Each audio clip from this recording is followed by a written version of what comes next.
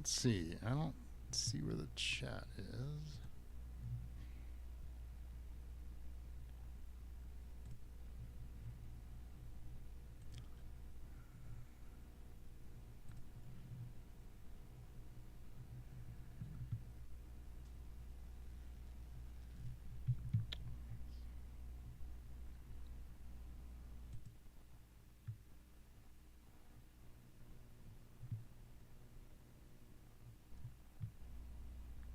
Oh, there we go. Looks like it's working.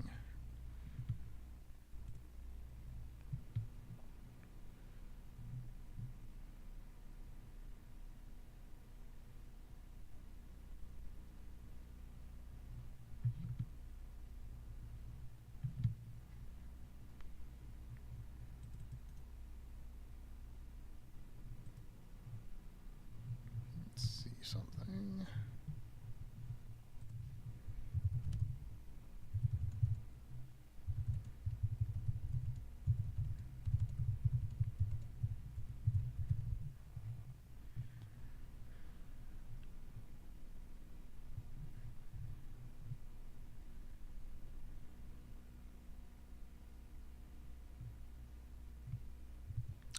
Oh, that's how you do it. Okay, so let me see.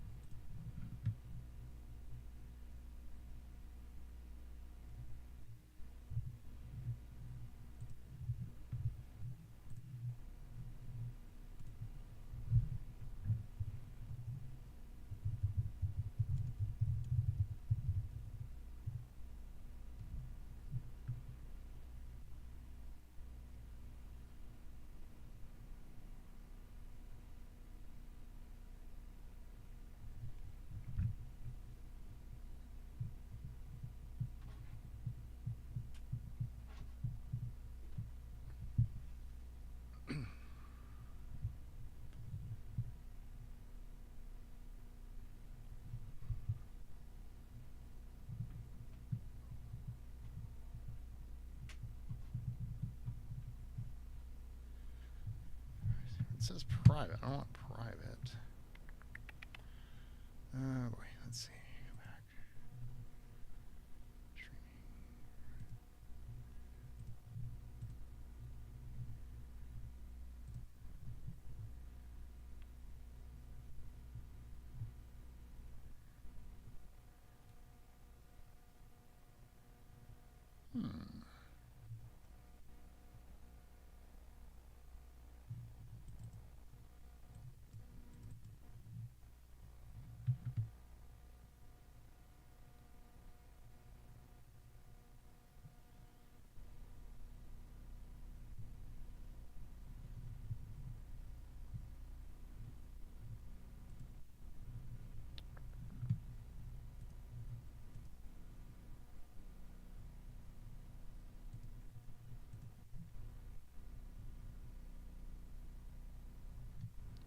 Cancel. All right.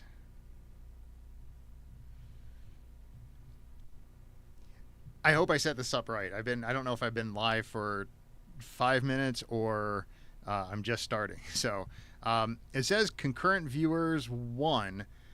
Is anyone on this? Or is that me as the concurrent viewer? Let's see. It seems really slow or delayed. I don't know.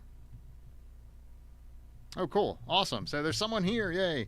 So is it good? Like, am I in real time or does it look slow, if that makes sense? Because on mine, it looks like a delay.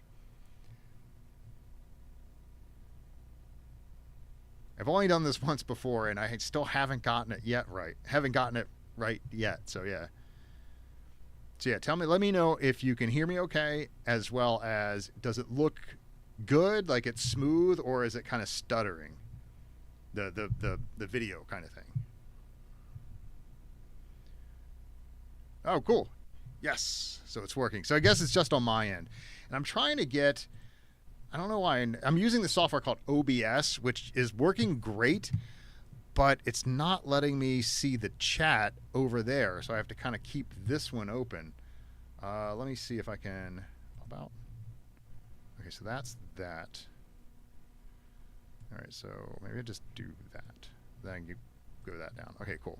Awesome. So I'll keep this over here. So good. That started awesome. A bit grainy. Interesting. Huh. Yeah, it looks on mine, it should be fine. Like in the software I'm using, it's crystal clear. But in like the sound is good, awesome. Yeah, it looks a little on my side here, it looks a little pixelated. That stinks. I don't know why. Hopefully it's not too annoying. Let me see something. Let me see if there's anything I can do. So just bear with me a little bit to see if there's, let's see, the camera. So it's got to be something with YouTube, I'm thinking.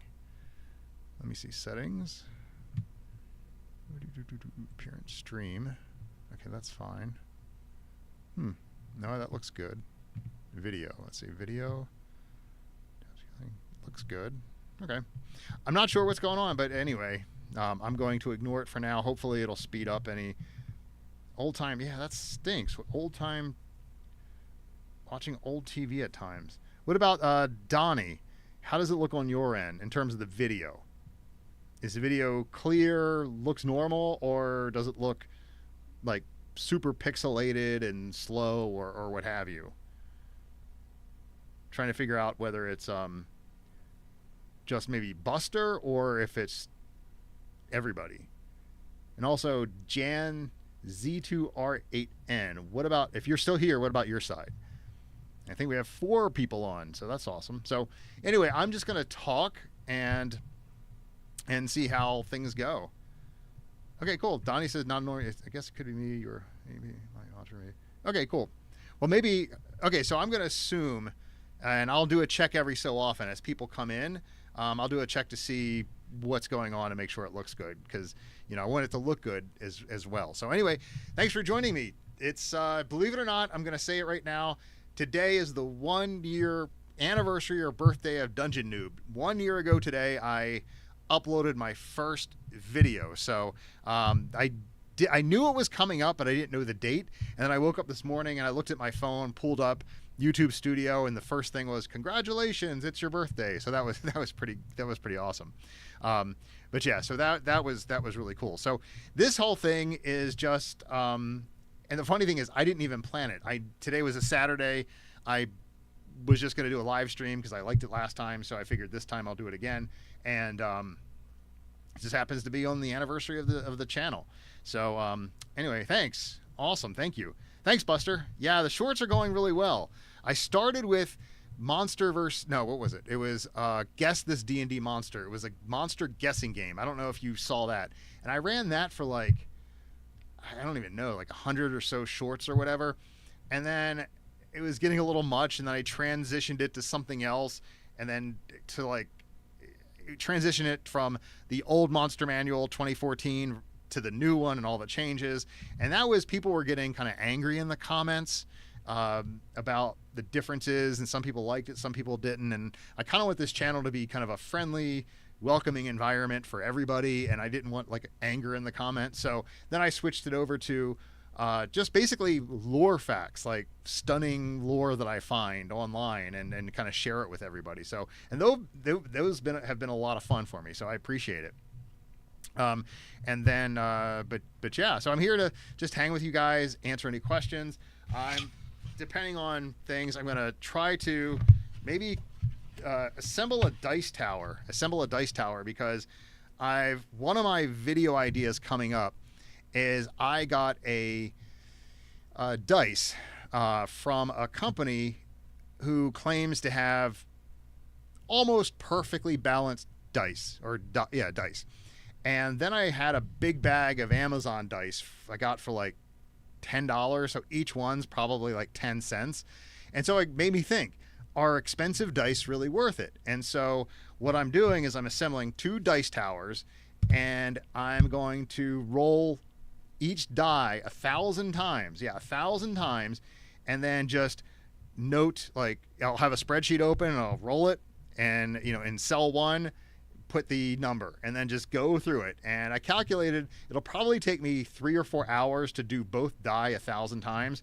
I'll probably do it over a certain number of days, just to, you know, maybe do, you know, 200 or 300 each one, and then see if there's a difference in distribution between the 1,000 or between the expensive die and then the cheap die. So I thought that would be interesting to see if these perfectly balanced dice are really even worth it, or at least this one. So yeah. Good question. The perfectly balanced dice was $20 for one D20. So not a whole set, just one D20. Let me find it. It's still in the packaging.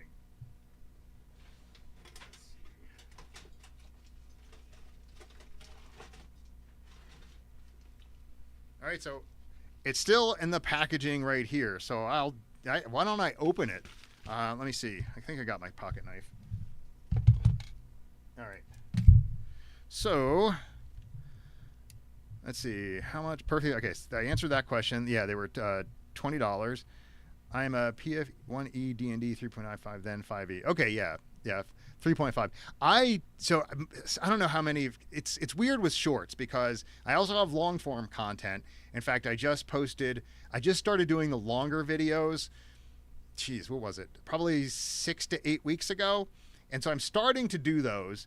And some of you may know I was doing the Monster versus Monster series, which I'll go over in a second why I stopped doing those. But I just released on yesterday, my Easter egg breakdown for all seasons of Stranger Things and all the D&D Easter eggs that are in there. And it was so much fun putting that together. And I rewatched the whole series again, and I'm really excited for season 5. And I'm hoping that they continue the D&D theme. I doubt if they would ditch it at this point because it's been so central to the show. But now the kids are going to be older, so I'm curious to see, are they still going to be playing D&D, or are they going to be too cool for D&D? I don't know. Hey, let's see. I'll just name you by B. Dorley. B. Dorley, how are you? Hope you're doing well. And right now I'm opening up a pack. It's a dice that's supposedly perfectly balanced. And let's see. Let me try to open this up. Here's the. Let's see, I don't know if you can. There you go. Hopefully that'll. Yeah, good. I was afraid it wasn't going to refocus. So let me do this without injuring myself. I probably should do it this way. And if you see me injure myself on camera and I disappear, that's why. All right, let me see. All right, let's see what we got here. All right, so it's heavier. Is it metal? I think it is metal. Yeah, it's metal. So here is the dice. Let's see if I can get that. Come on. There we go. So there's the dice right there, or the die. I keep saying dice, but technically it's die. So it's about the size of a normal. Let's see, focus. Yeah, good. I'll go get a normal D20. Let me go get that. Where did I put those?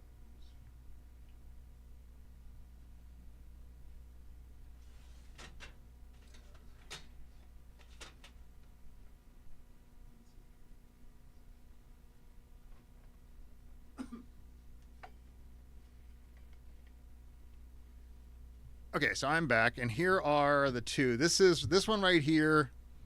Let's see, where focus. Hello. There we go. So that one right here, this is a set that I bought on Amazon. It came with four dice, and it was like $15. And then you can see here is the one right here, this one. That's the $20 die, one D20 that's $20, and then this one probably calculated out to be, $3 a piece if it's, that kind of thing. So they're about the same size, maybe a little smaller even. Yeah, it looks like the $20 die is a little smaller. So anyway, Let's see. Old school is best. Let's see. I'm just catching up here. And also, I have the chat on a 20-second delay because the first time I did this, chats were just going and I just couldn't keep up. So if someone on the chat said you could slow it down. So if I don't see it or I don't respond right away, that's why. Let's see. Yeah, it's funny. I skipped. So I was, and again, I don't know how much you know about my backstory. Some people do. Sometimes I talk about it in my shorts or the long form videos, but I played when I was a teenager. So we're talking almost 40 years ago. I probably started when I was 10, and then around age 14, that's when I stopped playing D&D. And so it was around that time period that I played. And of course it was 1E. And I think I have, where is it? Let's see, I still have the, where is it? It's somewhere around here. It's I have the Monster Manual 2. Now it's not my original, but I got it on eBay, but it's really cool looking at the old stuff. So that was 1E. Then I, fast forward 40 years, I skipped 2, 3, 3.5, even 4, and now I'm coming back into it at 5 and 5.5. So I've missed that whole era right there. But I heard, I think 3 or 3.5, a lot of people say was the quote unquote the best version, but I haven't really looked into it. Let's see. Oh, hey, Brett. Thanks for stopping by. So yeah, Brett is he lives in my area, I guess you could say, and I do a lot of work for my real job at Panera as well as some D&D stuff. So awesome. Thanks for dropping in. Stay as long as you want to, but totally get it if you have to kind of jettison out there. So yeah. Let's see. So Buster, you were 11 and you said you are 57 now. Yeah, 57. So I'll be 53 in January. So I'll be January in 50. Let me try that again. I'll be 53 in January. So Generation X is getting old fast. Let's see. So Donnie, you were 16. How old are you now, Donnie? If you don't mind me asking. See, that's cool. The fact that you have, Brett, all the old hardcovers from 1A to 3.5, that is awesome. One of my biggest regrets in life, not just for D&D, but just for other things, is I lost or threw away stuff from my childhood that I would give almost anything for to have all that stuff back. I had, Dragon magazines. I had the first Monster Man, the first edition of all the Monster Manuals, Player's Handbook, and the Dungeon Master's Guide, all the way through to, I think, Monster Manual. I got the Monster Manual, Monster Manual 2. Then I think there was Deities and Demigods. I think that was back then too. Then there was Unearthed Unearthed Arcana, which I believe introduced barbarians and other types of classes. And yeah, I had all those books, and I so wish I kept them and didn't throw them away, give them away, or just lose them. Yeah. But it is what it is. So now if I want to get any of those books, Brett, I have to get on eBay and then spend. They're going for like $100. So that's crazy. Cthulhu and Deities and Demigods. Yep, I remember that. That was a cool book. And also Oriental Adventures. That was the other one which brought in, wasn't it like samurais and you could summon your Kai energy, if I'm remembering that right. They had katanas and everything else. Like I remember that too. Oh, Cavaliers. That's right. Cavaliers. Did you watch Dungeon Soup and Chaotica? I saw a few. I didn't spend a lot of time on it because I've been busy with my real job as well as this channel. So I've been busy, but I haven't spent a lot of time in it. But it's pretty cool stuff. I mean, it's really like the talent it takes to do that is pretty cool.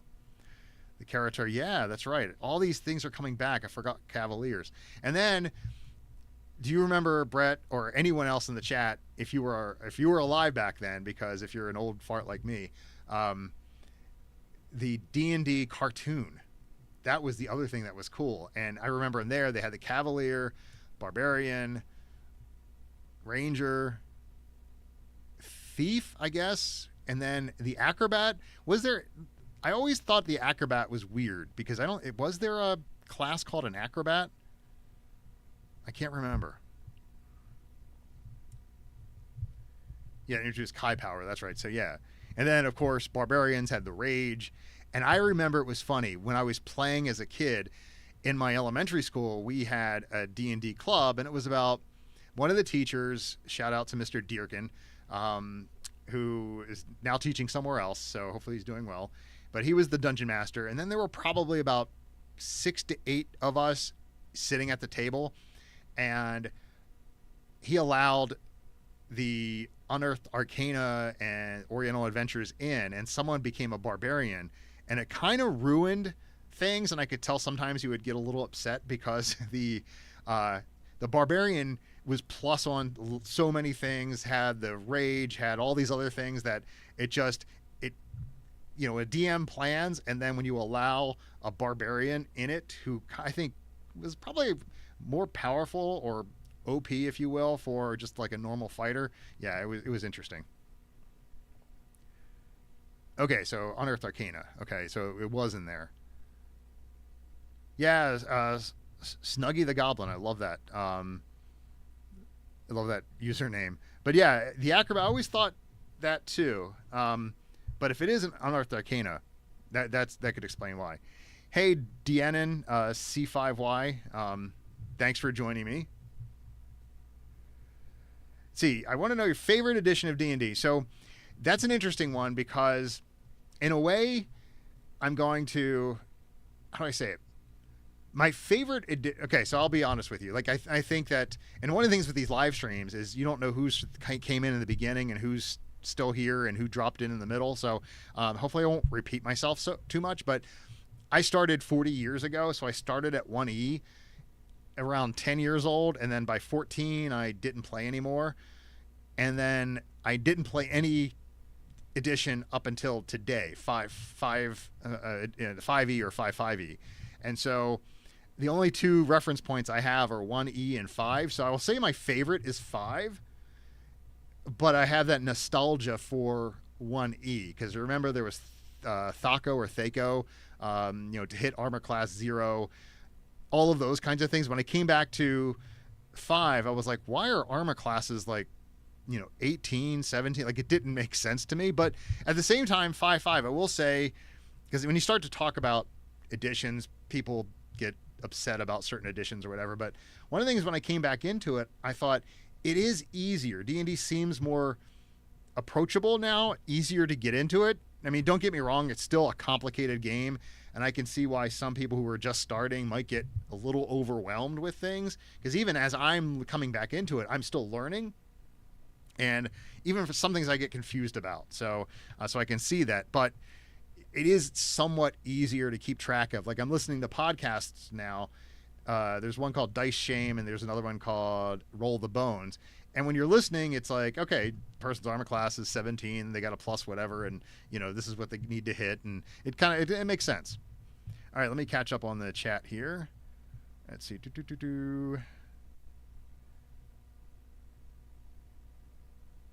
Have I seen the artwork of Presto the Wizard and the new module? No. Where is that? Is that like are they redoing it, or is that like an internet artist or a YouTube channel that's done it? I haven't seen it. All right, Brett, take care. Come back. I'll be here until about 5-ish, something like that. So come on back. Yeah, 5.5. 5.5, is, I know what it's, I don't want to get into it here, but some people get really upset because let me just say this.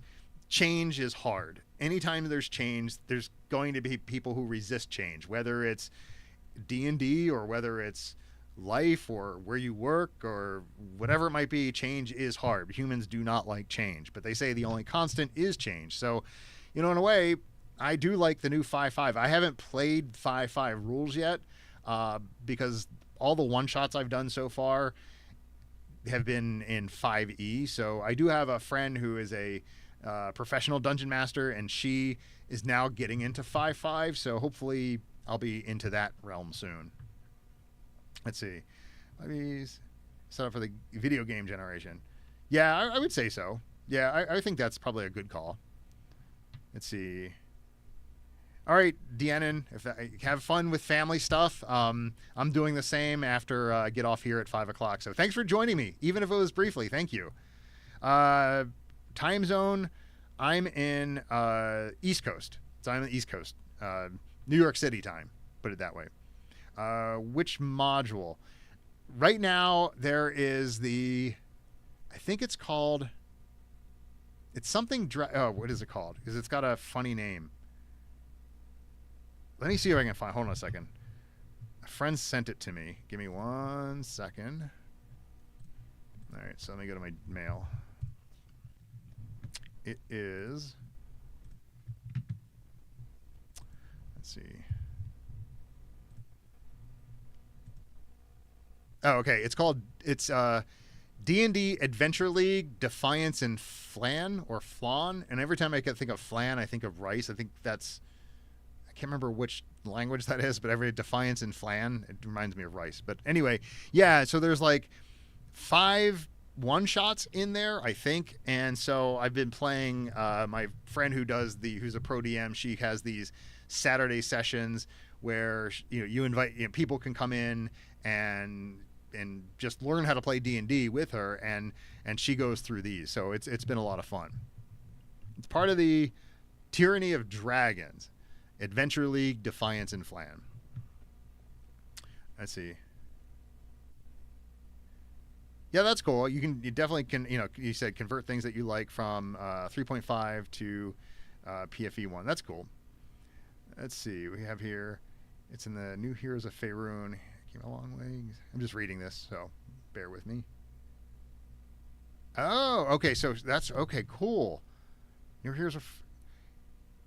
I think I may have heard of that, but that would be cool to go against Venger solo. I wish they would finish the cartoon, because did you know that I think it was 2 seasons or 3 seasons, but they stopped and there was still one more episode to wrap it up and they didn't finish it. But I've heard there's a fan version of it online that I've heard is pretty good. So I'm actually making my way through it. On YouTube, you can actually find the complete playlist of all of the D&D cartoon from the 80s and just watch it sequentially right through. So it's pretty cool. A huge nostalgia factor. It was great watching it again. Made me feel like I was in my pajamas, 10 years old, eating a bowl of cereal in front of the TV kind of thing. So that was cool.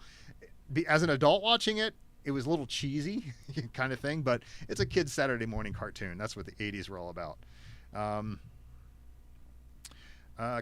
Let's see. Comic book shop in the area that has a decent old. I'll tell you about it. Oh, definitely. Yeah, definitely tell me about it. The only comic book shop I know is, what's the one? It's one on Harford Road. Everyone else on this chat won't know what this is except Brett and I, since Brett is from the same area. I can't remember what it's called, but it's on Harford Road and like in Parkville, like in that area. And I know in the underground, they have like this free arcade. They have cool arcades in the back. You can play them for free. And then they have like this big library of all the books. So I know that. And then I see online, I'm part of a couple D&D Facebook groups, and people post, they go to a thrift store and say, hey, look what I found. And it's an old, like the first edition monster manual. And they got it for like 50 cents. I'm like, oh my God, how did you do that? So I'll just call you Deanon because I don't know how to pronounce that. So Deanon, when it comes to other tabletop role-playing games, honestly, I haven't played any. I've only played D&D back in the day when I was 10 and just getting back into it for about a year and a half. I've been back into D&D for about a year and a half. That's when I started coming back into it and learning some of the stuff and trying to find campaigns, etc. And then this channel I started a year ago, so I've been doing it for a year.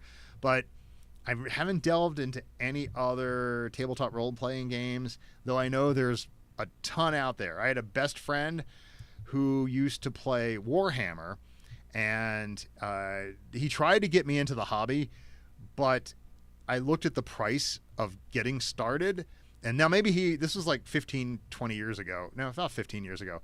And maybe he was pointing me in the wrong direction, but just to get started, it was like $500 to $800 just to get started with Warhammer, and I was like, no, that's okay. I'll pass on that. So yeah. So I don't have a lot of experience with any other tabletop role playing games. Let's see. It was a blast, but a broken system. Okay, CDC are nuts. Let's see. Warhammer was just meh. Okay, Warhammer. Yeah.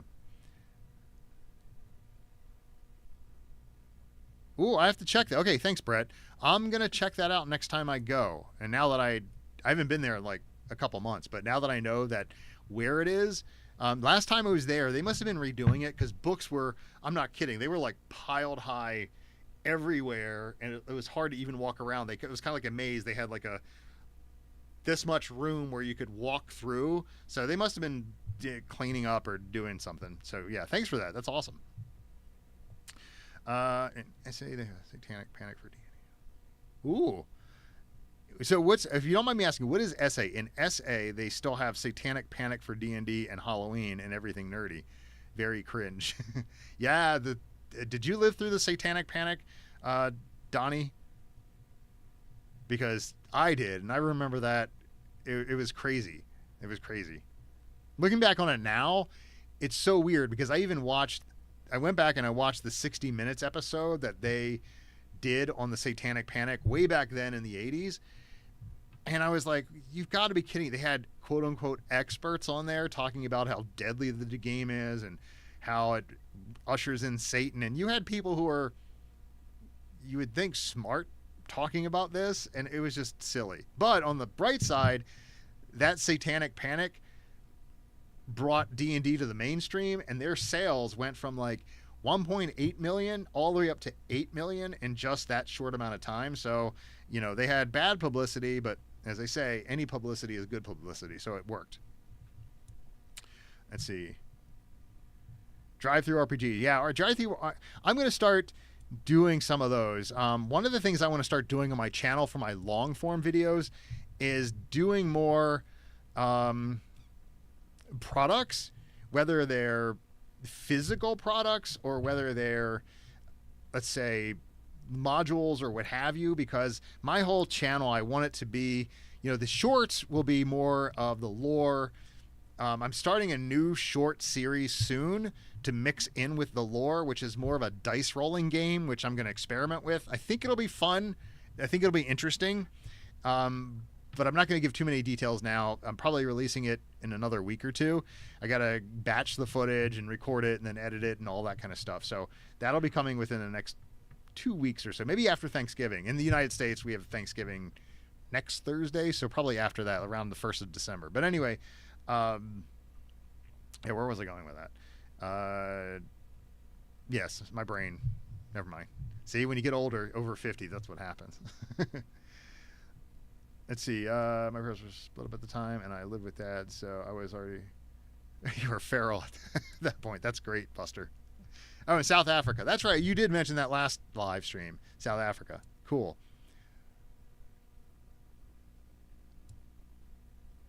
It's Danon. Oh, okay. Got it. Danon. Thank you. I appreciate that. And where are you from, Danon?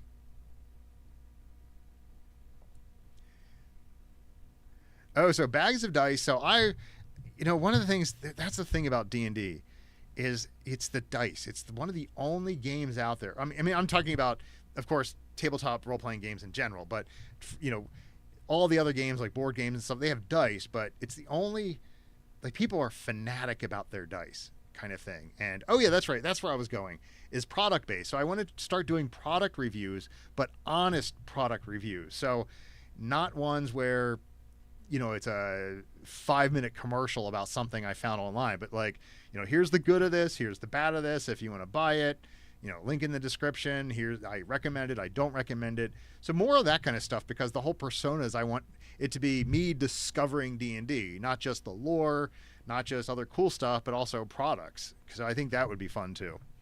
How many bags of dice? See, I've got like one big bag of dice at the moment, and then I have a few like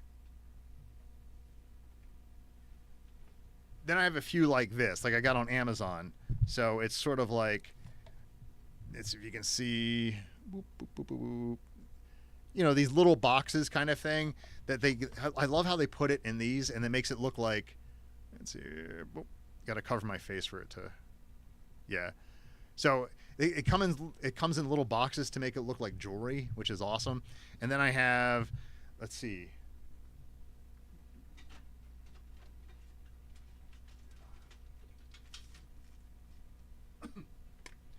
you know, and then I have like this kind of stuff. This is a metal one, so this whole case is pretty heavy. Oh, and then there's a cool one. Where is this? Okay, so yeah. Give me 1 second. Let me see if I can find it. Did I lose it?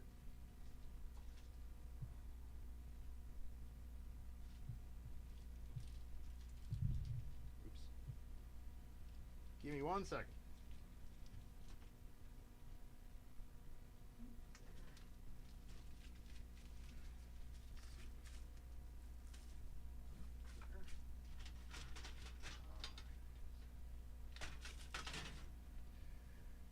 Okay, so I think the coolest dice that I own is this one right here.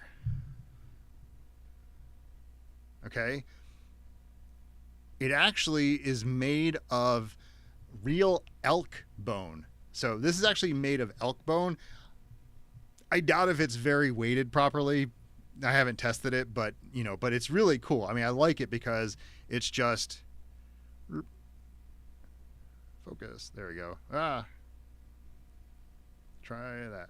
Yeah, it's just really cool. It looks like wood, but it's bone. So that's a cool one too. And then the other one I'll show you for now, is I haven't even opened this one yet. Is these, I can't remember what they're made of, but they're very light. I think they're made of like, I can't remember, but they're very cool. They're very light though, extremely light. They almost look like charcoal. I know it's not charcoal, but it almost kind of looks like that. So anyway, so I've got those. I don't have really bags of dice. I kind of have little things like that. Yeah, the bone dice is pretty cool. If you want, and it wasn't that expensive. That's what I was surprised about. Let me find the link, and then I'll post it in the chat. I got it on eBay, and it's some guy in, I think in the UK. It's really cool. I'm not kidding. It wasn't expensive at all. Oops, not that. Oh, I hate when I do this. I can't remember my password. Nope, it's not that. Give me a second. I bet you this is the wrong. No. Yeah, save that. Sorry. I'm trying to get this up so I can show you. Is this the right one? Nope. Darn. Give me 1 second. Sorry about this. How do I log out now? Oh, here we go. All right, I'm going to try one more login, and if this doesn't work, switch account. Try that one. That's probably not it. Nope. Anyway, I'm sorry. Let me just go to eBay and find it. Now I gotta. Don't you hate that when you can't remember your username and password, then you create a brand new account to order something, and then you can't remember that username and password because you forgot to put it into. I use what's it called? LastPass, and it just doesn't save it. And yeah. Anyway, I'm complaining. All right, let me just do this. Oops, that's not it. Not bone saw. Bone dice. D20. All right. Yeah, I'll have to find it. And taking too much time to do it here, but yeah, it was like one D20 was like $15, which to me is not that expensive for the bone dice. And again, it's probably not balanced. I haven't tested it, but it is just cool. It is just really cool. All right, let me get back to the chat here. All right. Let's see. Oh, so Danon, you're in Southern USA. Awesome. Yeah, what's what part of the South? Like Texas, Louisiana, Florida, Mississippi. Snakes, yeah. Snakes, we have one poisonous. I'm in Maryland in the US, and we have one poisonous snake. It's the copperhead? Yeah, I think it's the copperhead snake. Oh, Crown Royal bags. Those are awesome. I don't have a Crown Royal bag, but I remember my dad growing up, we'd get Crown Royal for like gifts people would give him, and they're just awesome bags for dice, that's for sure. Let's see. Hey, Jonathan. Good to see you again. Thanks for stopping by. Too bad you couldn't stay, but I totally get it.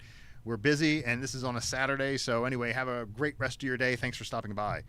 And then, you know, it's funny. My favorite dice probably is the bone dice. But at the moment, I don't have a favorite beyond that one just because that one's so cool.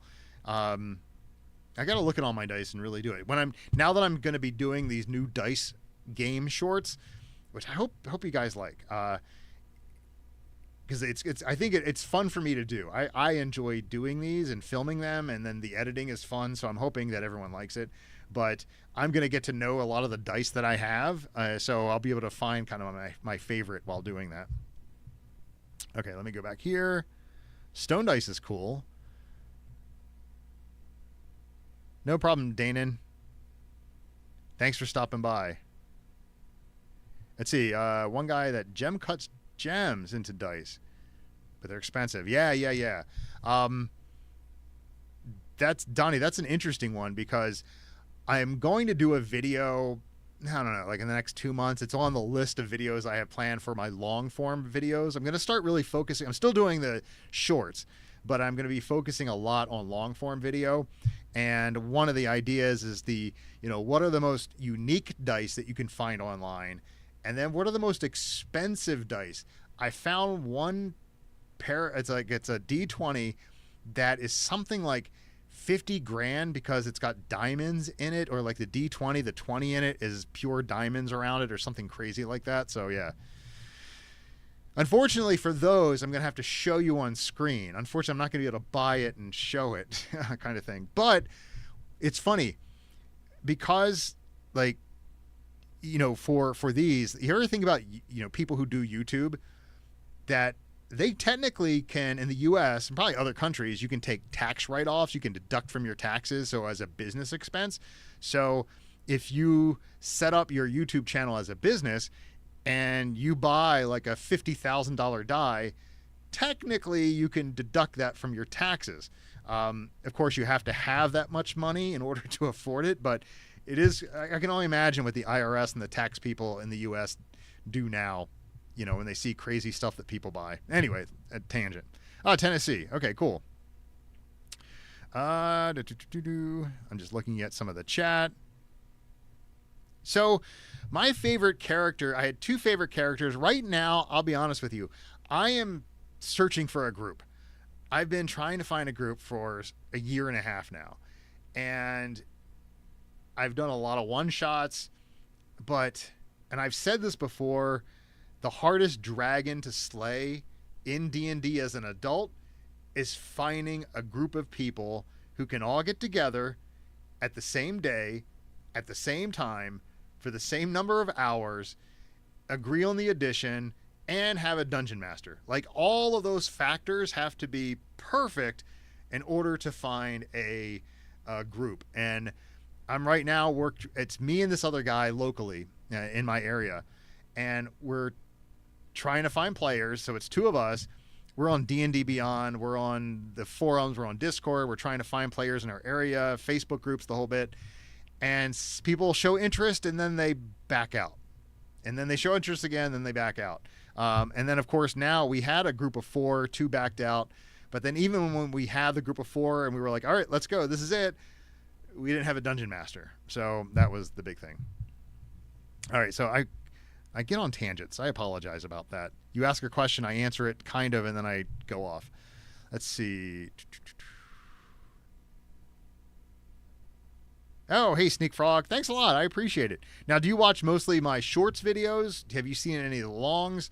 I appreciate you you doing it. Watching my videos. It's awesome. And of course, yeah, I try to. So when I first started, it was easy to keep up with the comments, and I was like, I'm going to reply to every comment. Now it's like, which is a good problem to have. And my videos are getting seen, so I'm getting more comments, but it's hard to, if I really, it would be almost like a full-time job trying to reply to every single comment. So I try to do what I can. If someone has a question or, is whatever it might be, or I try to respond to certain ones. Other ones I just can't get to. So yeah, I mean, it's a good problem to have, of course, but I wish I could, but just don't have the time. Let's see. Yeah, 50 grand. That's crazy, right? Oh, I assume, Buster, you're talking about find 20-somethings to play D&D. Okay. So I was thinking, so here's the thing. I have my own business, which is my real job, and I am free. My days are pretty flexible. So I thought maybe I can find a group of retirees, like a bunch of guys or gals who are 65, 70 years old. They've got nothing else better to do with their time, and I'm free during the day, and 5 of us can get together. Like that's like the dream of mine to do it, because I could do it during the day, but I haven't found that either. But it's interesting. Oh, that's interesting that you actually met them while you were working at your Lowe's. That's cool.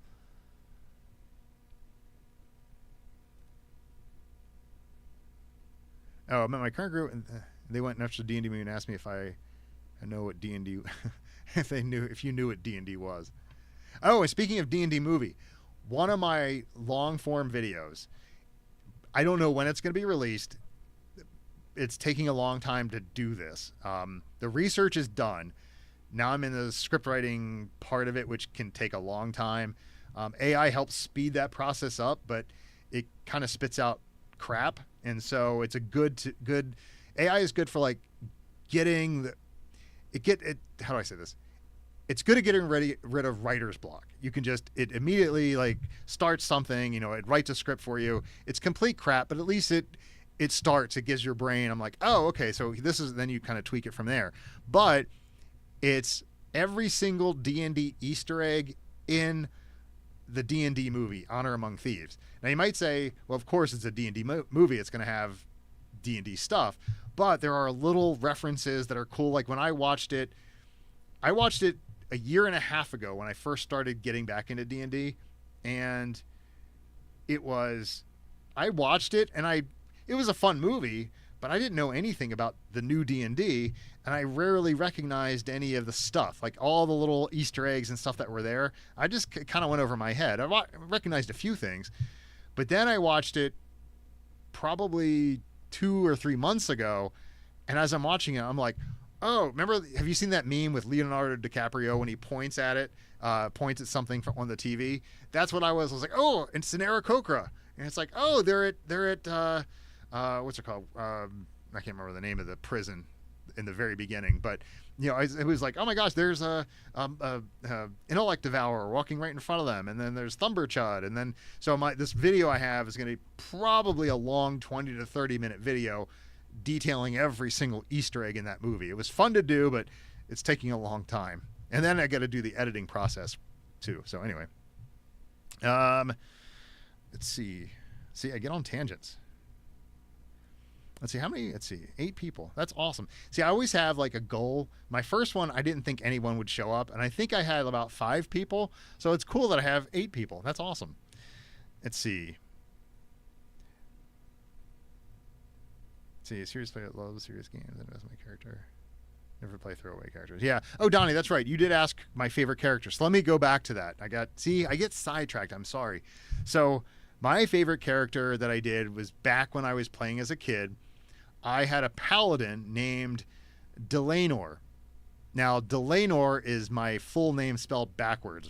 Ronald. Ronald is my full name. So Delanor was my character's name, and he was a paladin. And then so he was pretty cool. And then I had a ranger, and also a mage. I can't remember if it was like a wizard. I think back then. Correct me if I'm wrong. Was there only one magic user back then, but not clerics? But I'm just talking about pure magic. Wasn't there? I don't think they had. Today they have sorcerer, warlock, and mage. See, now I'm blocking, or wizard. So they have those three. I think back then they only had one. I think.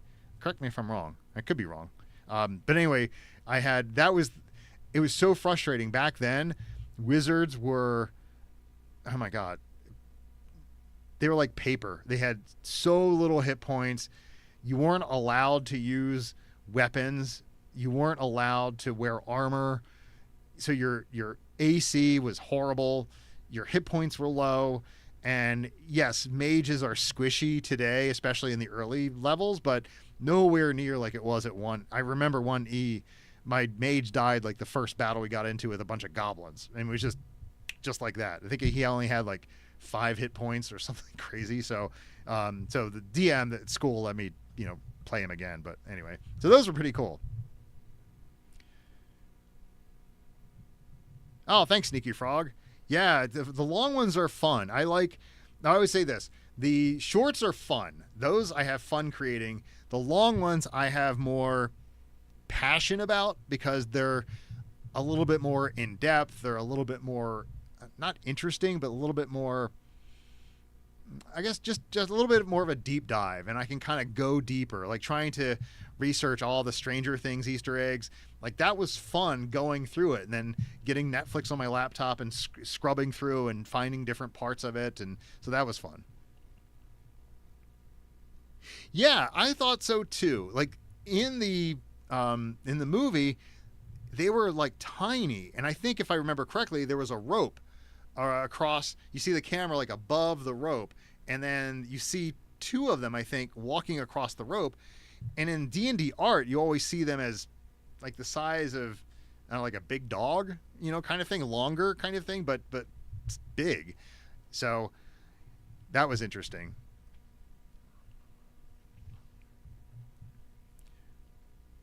Yeah, paladins were cool. That's the other thing. Paladins came out with Unearthed Arcana, I think. And I remember that's when I started the paladin because I liked them because they were fighters who also had spell casting, could also heal. They had a god, so it was kind of like a combination of a mage, fighter, and a cleric, which was pretty cool. Illusionist, okay. Yeah, you were pretty fragile back then in 1E. You were pretty fragile, which I get because,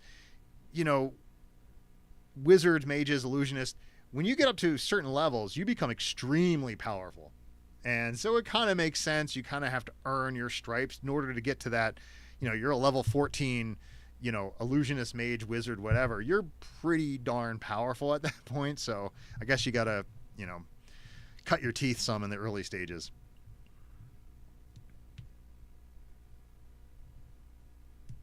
Yeah, I think so. I think, the movie, of course, it did take liberties, because it's Hollywood. They can't do it an exact type of thing. But I'm glad. The funny thing, I love the intellect devour scene when they're all standing against the rock and it's like it eats intellect, intellectual creatures, and it walks by and it doesn't do anything. And then the lead character was like, well, now I feel insulted kind of thing. So that was good. Love that. Let me see if I missed any questions. I also any what's the word I'm looking for? Any suggestions? I'm always looking for new ideas for videos, whether they're shorts or long forms, and I'm always open to it. The one thing I stay away from, because I'm new to D&D, or at least new to it back after 40 years, and I'm still learning, so that's the whole point of my channel, is to like learn as I'm going, is I don't do content on mechanics or how to be a DM or how to play D&D or how to all of the crunchy mechanics that there are plenty of channels out there that do that are very, how to be a DM, how to play a ranger properly, or how to set up a ranger character the perfect way, and that kind of stuff. So I'm staying away from that because I just don't know enough. And the old long forms I used to do, the monster versus monster, they were fun and they got my best views for long form videos. But because I didn't know what I didn't know, a lot of the stuff was wrong and inaccurate, and the comments would light up, and people were polite and kind in the comments, but I kind of felt embarrassed that, I made so many mistakes. So I thought, you know what, I'm going to table that for now and work on some other things that don't require as much mechanical, crunchy knowledge, if you will, of the game. So it's more or less like the fun stuff of the game versus the mechanics. Let's see. What else did I miss? Yeah, anything above 10th level. I'm listening to the Dice Shame podcast right now, and which is a great podcast. They've got 2 seasons. Each season has 150 episodes. So if you haven't started, you've got plenty of content to go through. You can just listen to one right after the other. And I've been doing that for like 3 or 4 months. It's a great podcast, and their characters are at level 9, and they're pretty darn powerful right now. So once they cross that 10th threshold, it should get really good. Of course, then the best part is the monsters get a lot more difficult too. So I'm waiting for a big name monster to come up, like a Mind Flayer, a Beholder, or one of those, top tier, S tier monsters that we all know and love. That would be great. Let's see. Barbarian, cool. So Jonathan, the first D&D character you played was a barbarian. What are you playing now? Just curious. What are you playing? First PC was an elf. Oh, that's cool. That was a class? Huh, I don't remember that. And I remember they used to have the races, which are now called species, but the races back then was like human, dwarf. Not as many as they have now, that's for sure. I think they only had human, dwarf, elf, half-orc. I don't think half-orcs exist anymore, but half-orc, and human. I think there were only 6 races. I could be wrong, maybe missing 1 or 2. Let's see. You only use them on bad people. That's great. I love it. Okay, so Baldur's Gate. So here's the thing.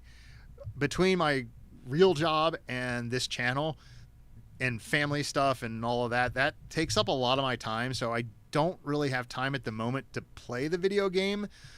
I've been trying to find, like I said, a D&D group, but that's been a challenge. And I've heard Baldur's Gate is really good. And once I heard that it's like D&D, meaning that it's turn-based. So once it's your turn, you get to kind of think about what you're going to do and then do it.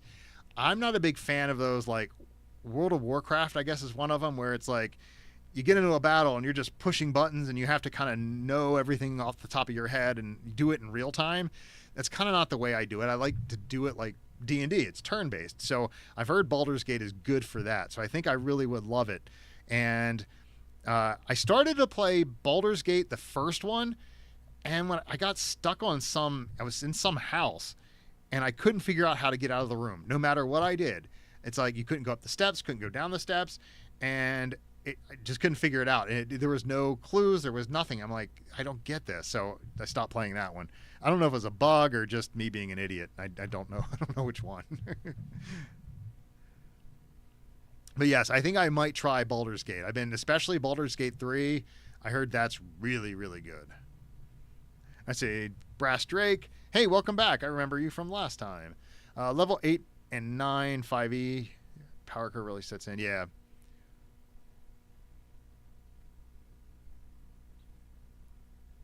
Yeah, that's true. That's a good point. That I've noticed that now that in this podcast, the fact that now they're getting higher, I can tell like it's starting to ramp up their power curve. Let's see. Donnie says, yes, Mr. Rec. Those I subscribe to those four as well as a few other ones. Um, AJ Pickett, did you hear? I feel bad for him. I think it was like 2 months ago. YouTube shut down his channel, or his channel got hacked, or something. It was something horrible. And then I bumped into like his second channel he put up, and basically he was saying, I've got to start from scratch now, because a lot of creators, and I hope this is me one day, I would love to do this full time, if I'm being completely honest.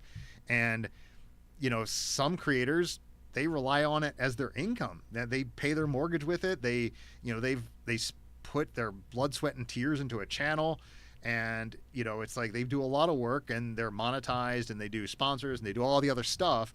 And that, I felt bad for him, because basically his whole income was cut out, and luckily YouTube brought it back again.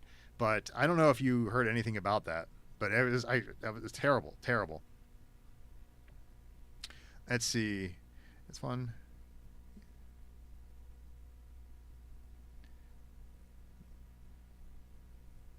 Quit at level 7. Yeah, that's interesting.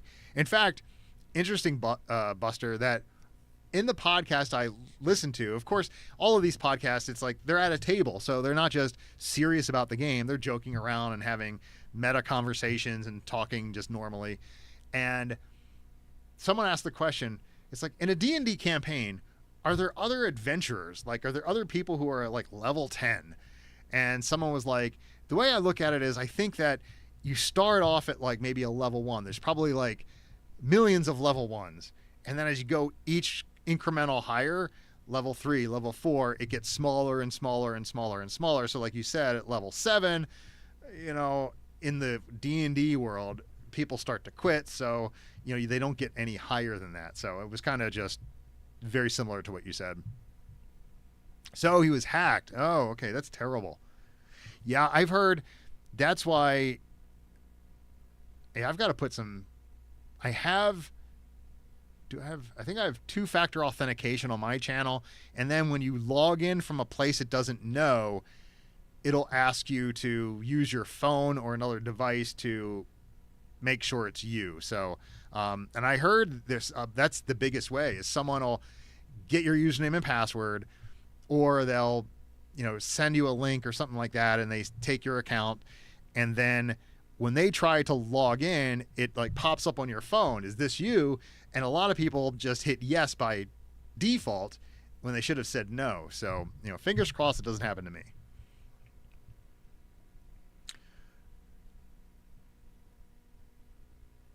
Yeah, that's the thing. So Brass Drake, that's a good thing. There is a video I'm working on, a long form video, about what monsters have a really low CR rating, but could really mess up your party, independent of how powerful you are, kind of thing. And I'm working on that now. When I say working on, it's an idea with bullet points under the idea. That's kind of what that means. So I'm working on it. It's not ready to go anytime soon, but that's one of the things I'm working on, because there are a few that are pretty badass that could really mess up a party real quick, and they're very low level. Let's see. Yeah, he is a legend. I mean, he's got great stuff. That's the other thing. I want to start doing, I don't want to say collabs. I do want to do collabs with other YouTube creators, but more or less just start networking and building relationships with other creators. And, I'm a small creator. I'm about 6,500 subscribers, which is great considering a year ago I had 0. So I'm completely grateful, and it's awesome. But I'm a relatively small creator compared to like AJ Pickett, what's her name? Ginny D, Mr. Rex, they've got a couple 100,000 subscribers. Ginny D almost has 1 million subscribers. So it's like, I would love to, start a relationship with those guys, but it's sort of like, it gotta match where I am. So find other creators who are on the same level before I go up to, hey, AJ, do you want to collaborate? Or, do you want to, get on a Zoom together? Kind of thing. Let's see. 20 years. That's awesome. That's really cool. And Buster, have you heard of the? It went around the news lately. Not lately, probably about 6 months ago.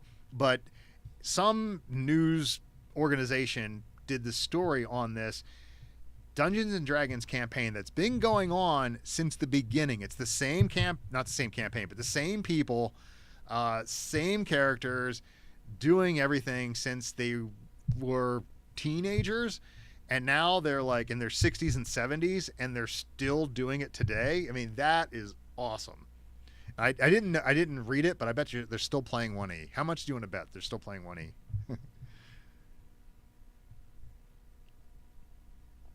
Oh yeah, you got to boost the baddies. That's the best part.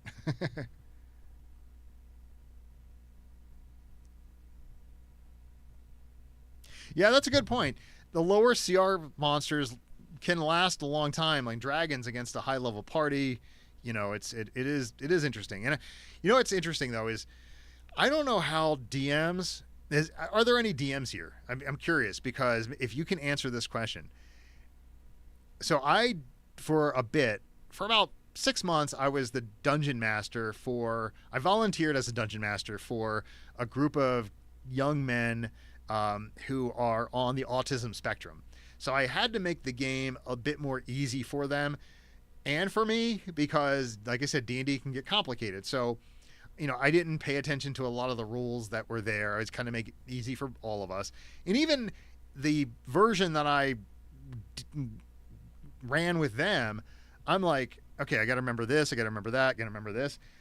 How do DMs, when you have high level characters going against high CR monsters like a red dragon, an adult red dragon that's got legendary resistances, legendary actions, they got spell casting now, they got this, they got that. How do you keep track of all of that? It boggles my mind how you keep track of all of the various things that are going on. And then if you have multiple creatures, like if you have 4 mind flayers, and it's just like, how do you keep track of that? Like, respect to DMs. Yeah, I don't know how you do it, Buster. That's awesome. That's awesome. Yeah, I think that might be the one I saw. I'm not sure, Sneaky, but that might be the one. And there's also a really cool one. It's like a documentary. If you kind of want to hear like a human element to D&D, there's one. You know what? Let me try to find it real quick. It's going to bug me now. Let's see. No.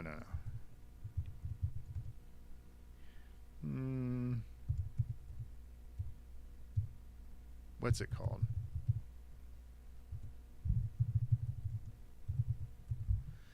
All right. Nope, that's not it. That's not it. No, give me 1 second. Yeah, I can't find it. Anyway, I don't want to take up time searching for this, but there's one. Let me see. Hold on. Let me try.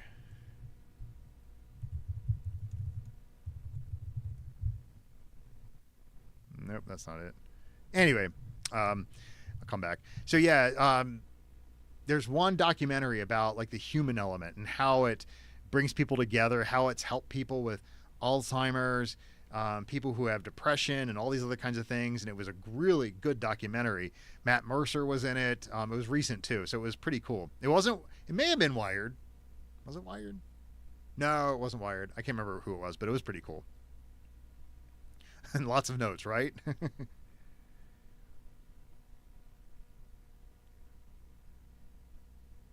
Vibes and improv. I love that. So yeah, so it's okay. So that makes it. The cool thing is, yeah, I guess if you're online or when you say VTT, what does that mean? See, my noobness is showing here. What is VTT? Virtual tabletop. Is that it? I bet you I got it. Virtual tabletop. So I would assume then that means that well, do they have tools now for DM? See, I don't even look at the DM side that much at all. But do they have tools that like a computer tool that allows DMs to like keep track of all that stuff? So, I don't know how it would work, but do they have tools? I assume they would. I mean, it's the year 2025. I'd assume they would. All right, let me get caught up on the chat here. And for those watching, it's a delayed chat, so I can kind of keep up with it. So if you ask a question and it's like 30 seconds, I don't recognize it, that's why. Let's see.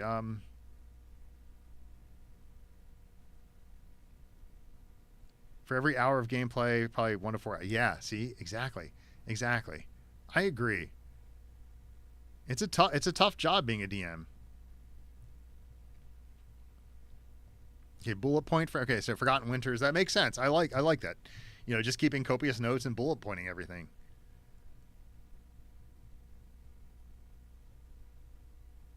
See, that's okay. So Michael, um, that is cool because one of the things I like is that as a DM, and when I see this playing out on podcasts and other things that I watch, is the DM matches the intelligence of the creature. So if the creature's intelligence is high, let's say a beholder, the DM thinks more in that realm, in that times that kind of intelligence. So the monsters aren't stupid, and you're right. The players will make a mistake, or the players will think they're, you know, clever or whatever, and then the DM can kind of do something to crush their spirits, so to speak. All right, let's see. Virtual tabletop. Yep, like Roll20. Keep track of the maths, mechanics. That's cool. Yeah, yeah. Yeah, that's the thing. So for me, like the whole, I've never been good at math. So when it's like if I had like 10 goblins I'm taking care of, and I've got like 10 different things, and I got like this person hit this goblin, and that's where I would get confused. So any way to automate that would be better for me. That's for sure. Oh, then I was going to ask a question to you guys based on something I saw. Hold on a second. Oh, okay. So, like I said, I am now kind of focusing a lot on the long form videos, and I released one about hiring or why you should hire a professional DM. So I'm curious to see what are your thoughts on professional dungeon masters, because I know in researching that video, it's a very controversial topic. On one side, you have the purists who believe that if you're charging people to play D&D, then you're not truly a D&D player in spirit. And then the other side, which I'll admit I'm kind of on this side, which is people have a need. There are far more players than there are DMs. So, a DM has to put in 1 to 4 hours of work for every hour of play. It kind of makes sense that they should get paid for that. And, so I don't know. What do you guys feel about that? I'm curious to see what your thoughts are on that whole thing. Oh, I just looked at our 15 concurrent viewers. That's awesome. Thank you guys. I came in with low expectations just because you never know what's going to happen. So last time it was 8, so it's 15 now. So that's awesome. Yeah, no, let me rephrase that. I didn't try online gaming. I went to was it playrpgonline.games or something like that, as well as Roll20. And, I've watched some gameplay on like YouTube, and you need that social element. Like, for instance, in one of my one shots, it was that perfect moment where literally the person needed to roll a good roll, and the person rolled a natural 20. And we gave high fives to each other across the table. That's D&D right there. That's D&D. That's what you want. And so that's why I could, if I really wanted to play D&D, I could just do an online, do it online, but I kind of want that table experience, and I'd rather wait to do that than get online. But that's just me.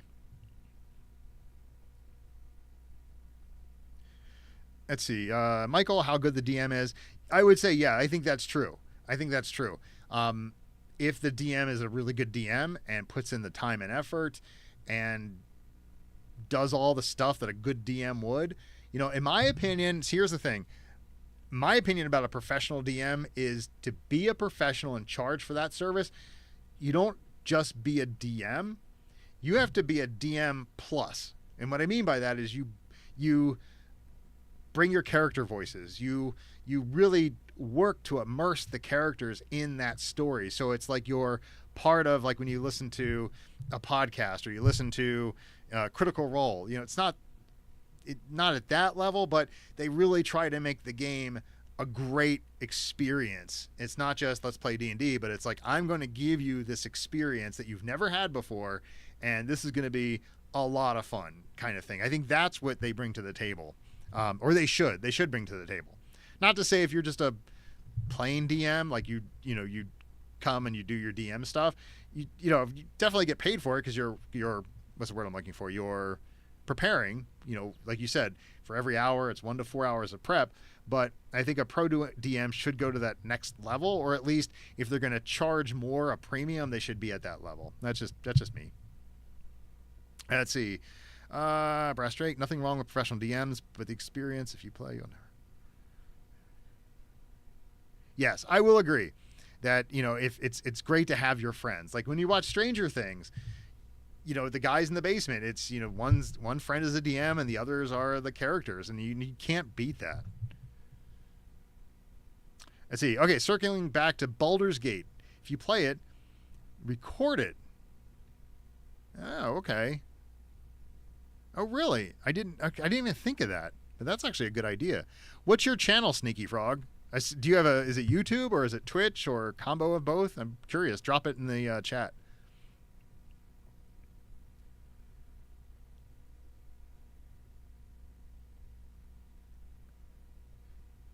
Yeah, so B. Dorley, yeah, same thing. It's like I suggested, so I don't know who came in or what, if you heard this story, but I've been trying to find a group for a long time. Finally found a group of 4, then 2 people dropped out, and then it's me and this one guy who've been the only consistent ones, and we're back to finding players. But when we had the 4, we couldn't find a DM, and I floated the idea that my friend Jay is a professional DM, and I think she charges like $10 per person per hour. I think that's the rate.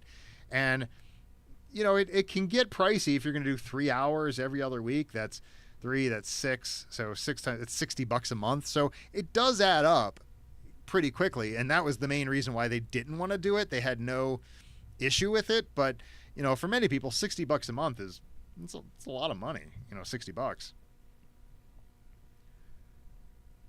Let's see. Oh, cool original gets. That's a good idea. Yeah, if you could kind of, you have this great campaign and that's what you're going to run them through and it's really good. Yeah, that would be good.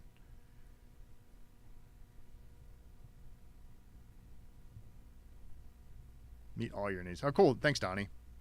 In virtual tabletops, I assume that you said it's like Roll20 and stuff, right?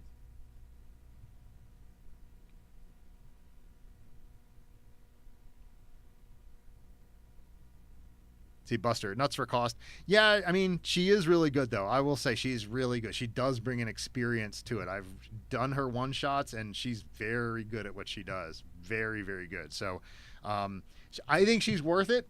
I think she would be. But, yeah, even for me, $60 is kind of up there for me. Just a little too much. Here on the old YouTube, yeah. Oh, Sneaky Frog. Let me look you up real quick. Sneaky Frog. Excuse me. Oh, there's a lot of Sneaky Frogs. You may not know this, but there are a lot of Sneaky Frogs. See, I see do you have any numbers after? Like there's Sneaky Frog 7072, Sneaky Frog 2089.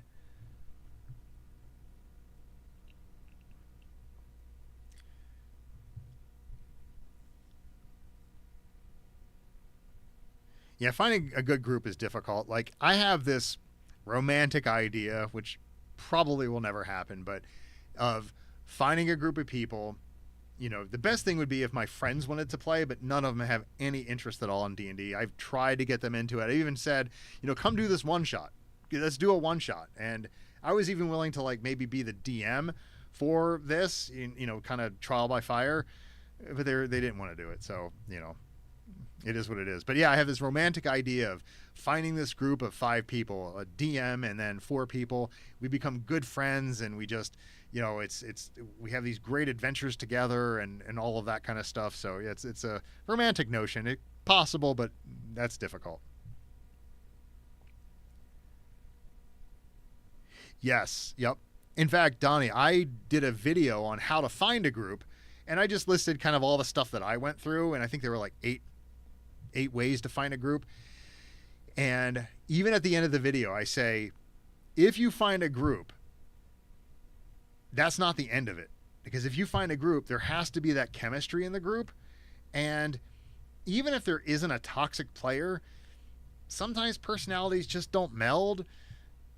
Nothing wrong with the people in your group, or it's just like the personalities just don't meld. Like, you probably have been with people you've worked with, and the person that you worked with was great, but there was just a personality conflict and you just didn't get along, kind of thing. Couldn't put your finger on it, but it just didn't work out. So, I think that's the other thing you have to do. You find a group, it just doesn't stop there. You got to play a few campaigns or a few one-shots, see how the group jives. It's almost like dating, except you're trying to find 4 or 5 people to date at the same time. All the chemistry has to be right and all of that. Yeah, you can boot the toxic person. Oh, real quick. So there's a, let's see if I can pull up the, real quick. I think I can pull this, if I did this right. Let me do, there's a documentary.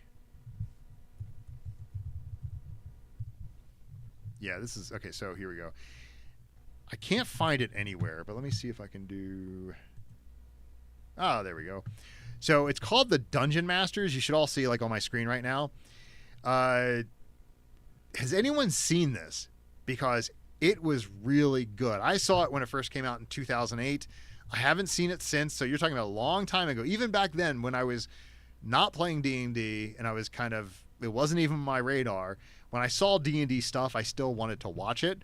But it was called The Dungeon Masters, and it followed a group of 3 or 4 dungeon masters, and it really showed the different types of dungeon masters that were there. One guy, of course, he probably loved the fact that the cameras were rolling, because he was just that DM who, his concept was, it was him versus the players, which I never want a DM who's like that. To me, a DM should be there to make the game fun for the players, to make it difficult when it should be challenging, to make it easy when, they have to get through, and it's to make it fun for the players, not to be against them.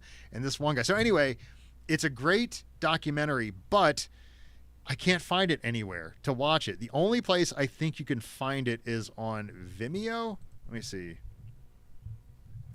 There you go, Dungeon Masters. Is that all right? Vimeo? Yeah. So you can watch it here. It's an hour and 30 minutes. So if you wanted to watch it, you could definitely watch it here. And I think the thing is, I want to watch it on my big screen kind of thing. I want to watch it with, family and stuff. So, because I think they would enjoy it. So I want to put it on the big screen. So I got to connect my laptop to the big screen, whatever. But I haven't done that yet. But yeah, if you want to see it, it's on Vimeo. All right, let me see. Let me go back here. Nope.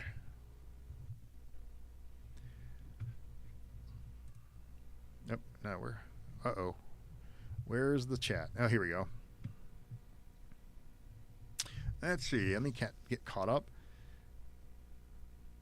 Oh, yeah. If a toxic player is family or a partner, yeah, that's awkward. That really is. All right, so one thing.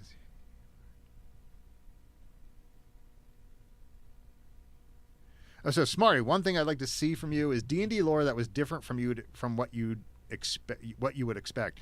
Yeah, I've actually encountered a couple of things. Like, the lore is crazy. I love the lore. Like, as I'm getting into the monsters, like, some of the stuff I find, I'm like, holy crap. I'm like, this is, like, it's nuts in some cases. So, yeah, that's what I'm trying to find. I'm trying to find lore. Okay, so here's my criteria. Does it make me say, holy shit? And that's the kind of shorts that I create. So, in fact, I don't have a short ready for today yet. So if you want, I'm going to, in real time, create a short and get it uploaded to YouTube as we're talking. So let me do that. I'll come back to the questions in a second, but let me set this up and then give a behind the scene peek of how I do this. So let me go ahead and get some stuff prepared. And then I'll be back to the questions in just a second. Hold on a second. All right, so go here. Go there. Go there. See, I'll get back to the questions in just a moment. Let me just do this real quick. Typically, what I like to do is do my batch recording, like record all the videos in one shot, and then I batch edit. So all those videos, if I do 10 videos, I put them all into my software, I edit all of them, and then I upload all of them to YouTube, and then they're just ready to go. I haven't done that, and so there's nothing ready for today. So tomorrow, so I got to do one real quick so it gets out by 5, which is my standard publishing time, and then tomorrow I'm going to do the 10 and get them in the pipeline into YouTube. So today's video I'm going to work on is Large Luigi. That was a commenter said I should do Large Luigi, so I thought that was good. I didn't know this about Large Luigi, which is interesting. All right, so hold on. Let me.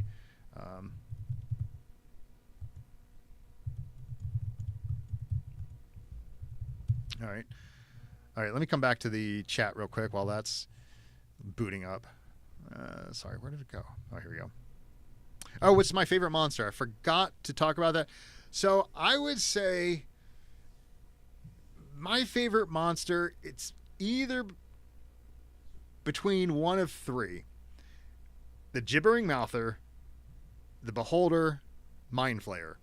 Those are my 3. The Gibbering Mouther, I'll admit, and if you've seen any of my long forms, I've actually said this in like 2 of them when I talked about the Gibbering Mouther. As a kid, as 10 years old, the Monster Manual, I actively avoided that page with the Gibbering Mouther because I was scared of it. I literally was scared. I would avoid that page just because I was scared of it. I could look at all the other monsters that were horrifying, but the Gibbering Mouther, that scarred me, but now I love them. I love the backstory. They're just great monster. I love that. And of course, the Mind Flayer and Beholder seem kind of cliche, but they're just classic D&D monsters. I mean, they're just classic. So yeah, I would say those are my favorite. All right. All right, let me do this. So I want to come back every so often. All right, so luckily I already have everything I need to get this uploaded. So, all right, let me answer a few more, and then I'll start this editing. It takes like 5 minutes, if that. So you'll see how I do this. All right. Hold on. Sorry. I'm just getting everything prepped up so you don't have to see me do all the stupid stuff. Number 15, 2025. Shorts. All right, so go here, here. Oops, sorry.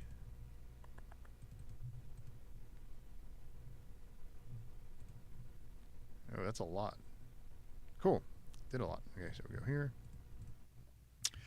All right, so let answer a few questions. Yeah, I didn't know anything about Large Luigi until someone mentioned it. I did a Beholder video, and the person was like, do Large Luigi. And I was like, who the heck is Large Luigi? And it's pretty cool. And I did only one aspect because, with lore, I'll look at Forgotten Realms Wiki, Fandom Wiki, Wikipedia, like all the various lore websites that you can get the information, and I'll go through them and pick the ones that I was like I said, that holy shit moment. The one I picked for Large Luigi may not be everyone's most obvious, but to me I was like, that's nuts. So let's see. Let's see, let's go back. I'm gonna pick up the DC counter. So thank you. The DC counter was actually a comment. It was a commenter. It was a viewer who made a comment saying, hey, it'd be cool if you, as you're talking, you're giving more knowledge about the lore, you should have a little DC meter that goes up. And I was like, that's genius. And literally that day I implemented the DC meter. So it's, so I can't take any credit for that. That was someone, I probably should send him a thing of dice or something.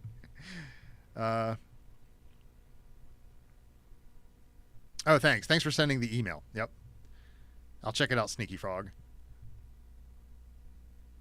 Gelatinous cubes are cool. I do like the gelatinous cubes. the gelatinous cube. I love the fact, like in Honor Among Thieves, they actually had a gelatinous cube, so that was cool. I do like those. Zords, Zorn, Lycanthrope, and Fiends. Hags are good. Hags are terrifying. If you really think about it, what they can do and kind of how they are, they're pretty terrifying, especially night hags. You read the lore about night hags, and it's like, yeah.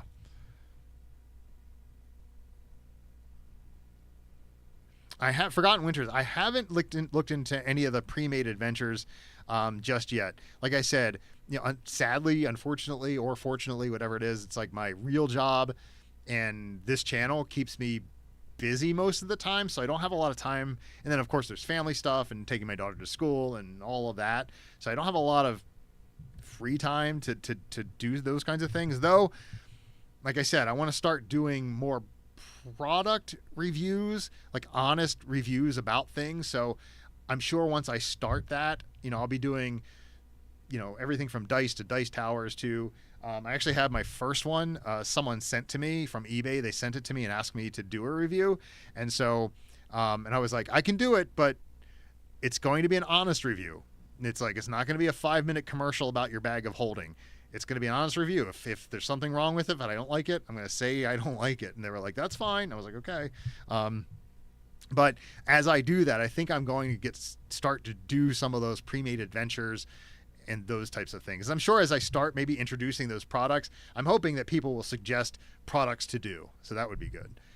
Let's see. Yeah, Jimmy Mouther, The Thing. That was a good movie. What's interesting? So, Smarty, Discord channel, I thought about it. Honestly, I don't know much about Discord or Reddit. I sound like an old fart saying that. But I'm on Discord for some things, but I've never set up a Discord server. I don't know anything about it. I'd have to look into it. It's probably not complicated, I guess. I'm not sure. But I haven't set it up. Reddit, I am rarely on Reddit. Sometimes I'll go to Reddit, like if I'm researching lore of, let's say, a mind flayer, I'll do a search on Reddit just to see what people are talking about. But I haven't really done that yet. The only community aspect of things that I have now, and it's not really community based, it's an email list. So people take my quiz. It's the, what class are you in real life? And so, it's they take that and they become part of my email, which then, they get my newsletter that I send out periodically. I don't spam it. I don't do any of that kind of stuff. I send out maybe once a week, once every other week, I'll send something out. And if you're on my email, you probably have received those. Like you can let everyone know I don't spam it or anything like that. But that's the only thing I have right now. But I think a Discord would be good because I think there are a lot of people in the D&D community on there, and it would be kind of cool, actually. So thank you for that. That's a great idea. Let's see. Okay, so let me go ahead. Let's see. Yeah, there are a lot of hags. I'm not going to try to list them. No, I'm not going to try. I can't. I only remember at the top of my head is night hag. Then there's like a green hag, I think. Anyway, so all right, let me pull up. Okay, so I got the DC meter, the Holy Avenger. All right, give me this. Import.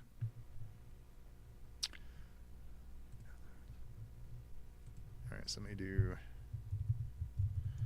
All right, you're going to get a behind the scenes look at how I edit these videos. I batched them 2 days ago. Let's see. Okay, so that's.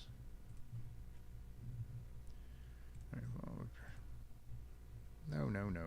That's not it. Sorry. Give me 1 second. I know this is boring. This doesn't make for riveting television.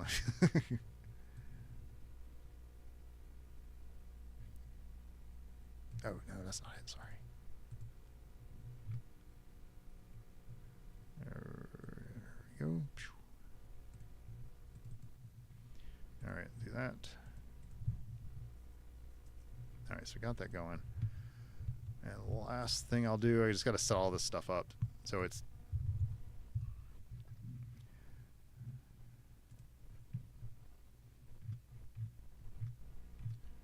All right.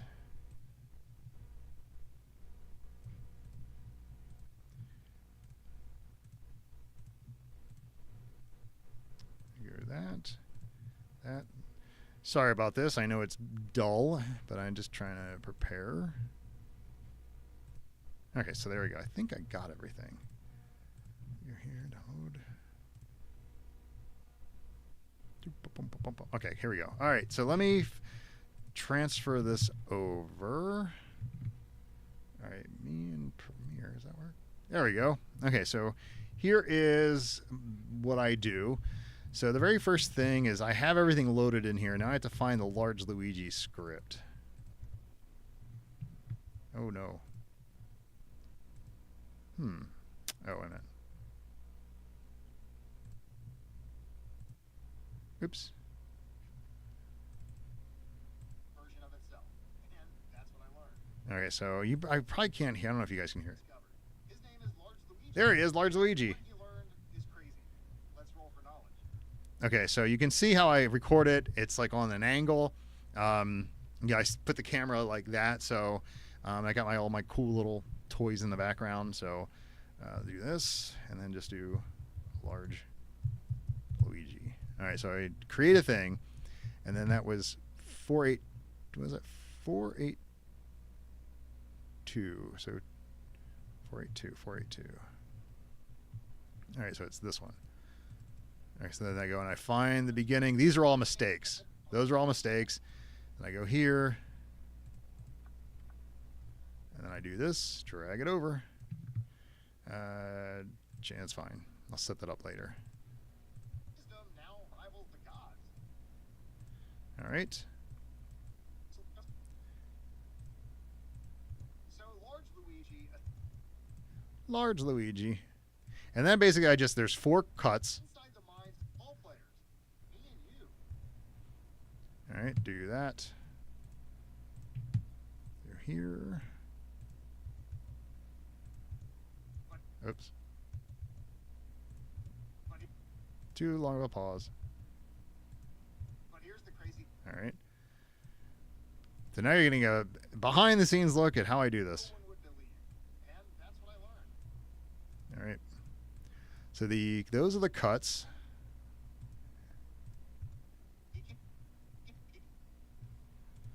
Drag it over here.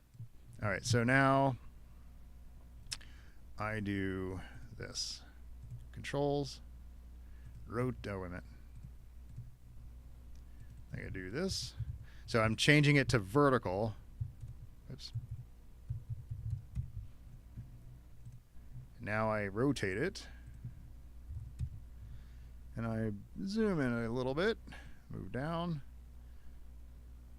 Okay, so I got that there. Then I save this. Oh, why isn't it allowing me to say, oops, whoa. All right, so I save it. November 15th, 2025.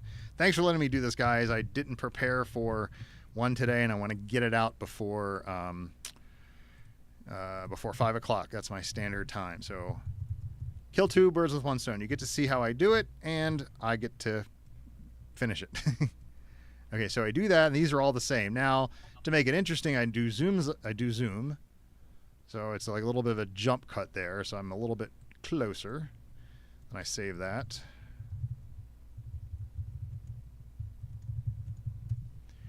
And then the other one is here. All right, so we got that. So now you can see I go. So Large Luigi. I'm going to move that over a little bit. Large Luigi was funny. I like doing this one.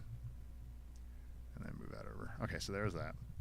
Okay, so now what I do, I'm going to go out here, and I'm going to, let me find, now what I'm doing, you can't see this, I don't have it set up on OBS, but let's see, I'm doing a search on Google Images. Actually, let me see, I can pull it up quickly, hold on. Main browser. Ah, there we go. Large Luigi. All right. Ah, there's large Luigi. All right, so do that. Copy. And then I go to Canva. Okay. Let's see. Oh, wait a minute. You can't see what I'm doing. Hold on a second. Why is it not doing that? Okay. Oh, here we go. Okay, so now you can see it. Sorry about that. All right, so that. Oops. Then I take large Luigi. Oh, why is it doing that? All right, hold on.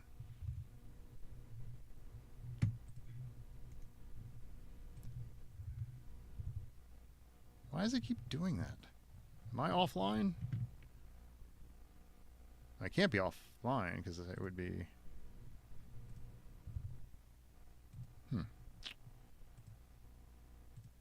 Of course, this would happen when I'm on a live and I'm having people watch me do this. All right, so I'm trying to paste that in there. It's not. Oh, it almost did. Okay, so let me just get another one.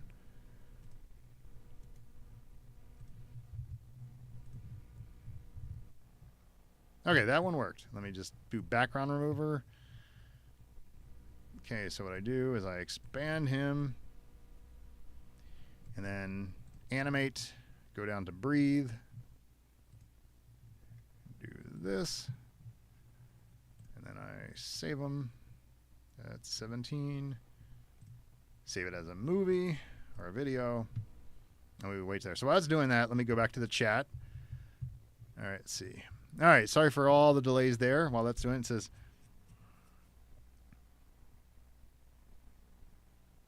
oh, good point, Smarty. Then I probably should get that set up before because someone could pick it. Oh, good point. Thank you. Oh, cool. I didn't see this is cool. So I didn't know this. Thanks, Sneaky Frog and Smarty. Green Hag, Sea Hag. Okay, cool. Oh, here we go. Now I'm doing this. What's it called? Large Luigi. All right, so there's that. Okay, so just get it. See, you can download templates. Okay, cool templates. Hey, Game Outlaw. Hey, how's it going? Thanks for joining me. I'm right now in the middle.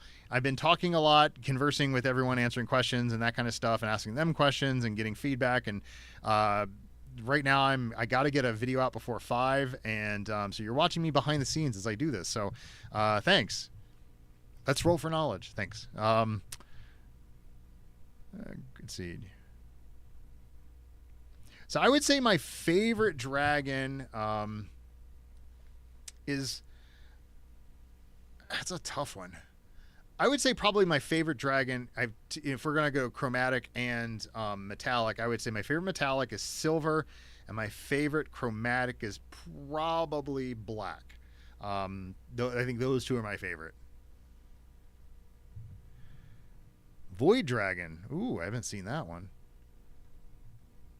There is. Where is it down here? Hold on. And also, there's this. Focus. There we go. Fizzban. Or is it Fizz? I guess it's Fizzban. Fizzban's Treasury of Dragons. There's a lot of cool stuff in there. A lot of cool monsters in there that I was thinking about maybe doing some of those for shorts. But yeah. Some cool monsters in there, or two cool dragons. Yeah, I've done one video on a Dracolich. They are very cool. I might do another one as well. Yeah, Dracolich terrifying. Run away. I would agree. It's probably a good thing. So, all right. So let me go ahead and go back to the editing here. So I've got Large Luigi. I think that's all I need. So I go back to. Let me go back here. Okay, so here's that, and then what I do, I'm gonna bring in Large Luigi, the ground. Oh, I forgot to do. Hold on. Give me this. I forgot to. I always give credit where I get it. If I remember, sometimes I forget. That's bad. Okay, so Game Jolt. There we go. Give me 1 second. Oh, where'd it go? All right, so Let me do this.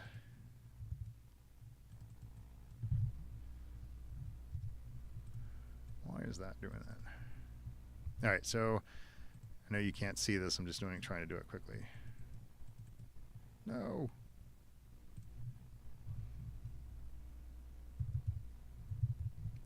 Why is it doing that? Sorry, guys. All right, see. All right, put that there. Now, let me download this again. Okay, so while it's downloading, I'm going to go back to the chat. Okay, so see, some of those I haven't heard of, like a pink dragon. I didn't know that existed. That's pretty cool. Is pink in Spelljammer too? Yeah, Smarty, there's a layer that was blocking it. The way that OBS is great, but in order for me to like go between a browser window and then another browser window, I have to set up multiple browser windows in OBS. I haven't figured out how to dynamically change it. So yeah. Okay, so now I'm good. So now here I am. Sorry about that. Large Luigi. Okay, so I then I listen to where I talk about him. I bet you don't know what the most enlightened beholder in D&D discovered. His name is Large Luigi. So then I put this over. His name is Large Luigi, and what he learned is crazy. Then I zoom in. What he learned is crazy. I cut it. Do a little fade here. Is crazy. Let's roll for knowledge. So Large. Okay, so now it's almost done. The only thing I have to do now is I grab the DC meter. And I go here, and then basically I just map it to this. And that's why batching is so important when I do these, because like it's just easier and faster if I did like a bunch in one time, because I'm just kind of I could do all the DC meters at once. I do all the characters at once. It's just so much easier. So you can see as you go here, Me and you. He came back to share this you got the DC meter. So anyway, I save that. I'm going to export it. No, we don't want to go there. Just want to go to go here, Large Luigi. Oh, don't want to do that. I'm saving it, and then there's another step I have to take. Oh, wait a minute. Shorts. There we go. Then I'll export. Then what I do is I go to a website called veed.io, and it automatically puts in subtitles, which is awesome. It used to take people a long time to do those. Now it's super easy, barely an inconvenience. Does anyone know where that comes from? That phrase, that catchphrase, super easy, barely an inconvenience. You get a gold star if you do. All right, so let's see. Large Luigi 2. Okay, so is it working? So yeah, let me show. Okay, so now I got to go to browser. Okay, hold on a second. I want to do. Okay, so now you can see Veed right here. So Veed does, you load in the video, and then you can see it's uploading 22% or whatever. And then it does two things. Two things that I do is, because shorts have to be kind of quick paced, even like if I pause for more than a second and a half, it cuts that, because it's just, believe it or not, like in YouTube, if you have that second and a half in a short, people will scroll away if there's even that bit of a pause. So you have to make sure those are cut, so it's a constant dit down the line. So yeah, and I'll show you how that works in a second. And then I export, upload to YouTube, and I'm done. So thanks for doing this with me. And then once this is done, I'll come back and we can wrap it up, because I got to leave at 5. So yeah. All right. First thing I do is go to Magic Tools, and here is Remove Silence. If you can see here, here's where the end is, right here. And watch that trim up. So it gets rid of all those spaces and pauses, and it kind of makes it more rapid fire. Let's see. So let me just wait for transcribing to finish, and then I add the subtitles. And the only thing I have to change when it does subtitles, see how fast that was? So I bet you don't know. go to style, and then it always doesn't do D&D right. So I go D. Oops, wait a minute, that's not it. There we go. Done. All right, so this has to export. So I'm going to go ahead and come back to this one. So I'm just going to wait for that to export, and I'll answer some questions, see what's going on here.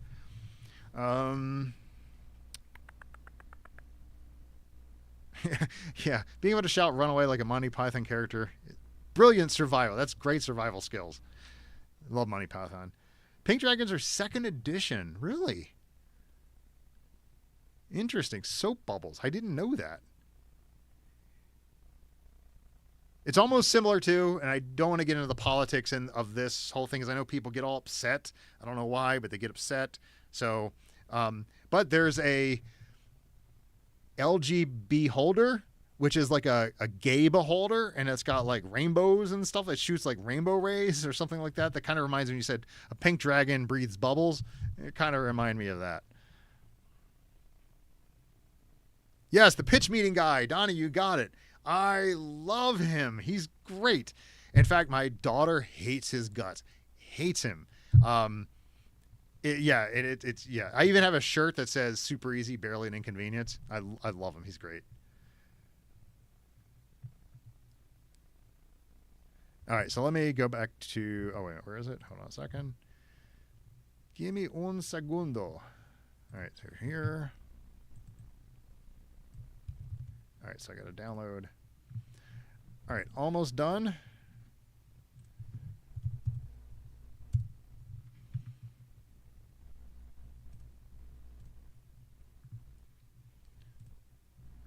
Okay, so let me go. Okay, let me. Oh, sorry, I keep forgetting. Okay, let me go here. Full screen browser. Okay, so here we go. So this is YouTube. I go select file, Large Luigi and the Secret of Reality. Goes up, takes that. I have already my nice little description done already. It's a super quick one. I do playlist, shorts.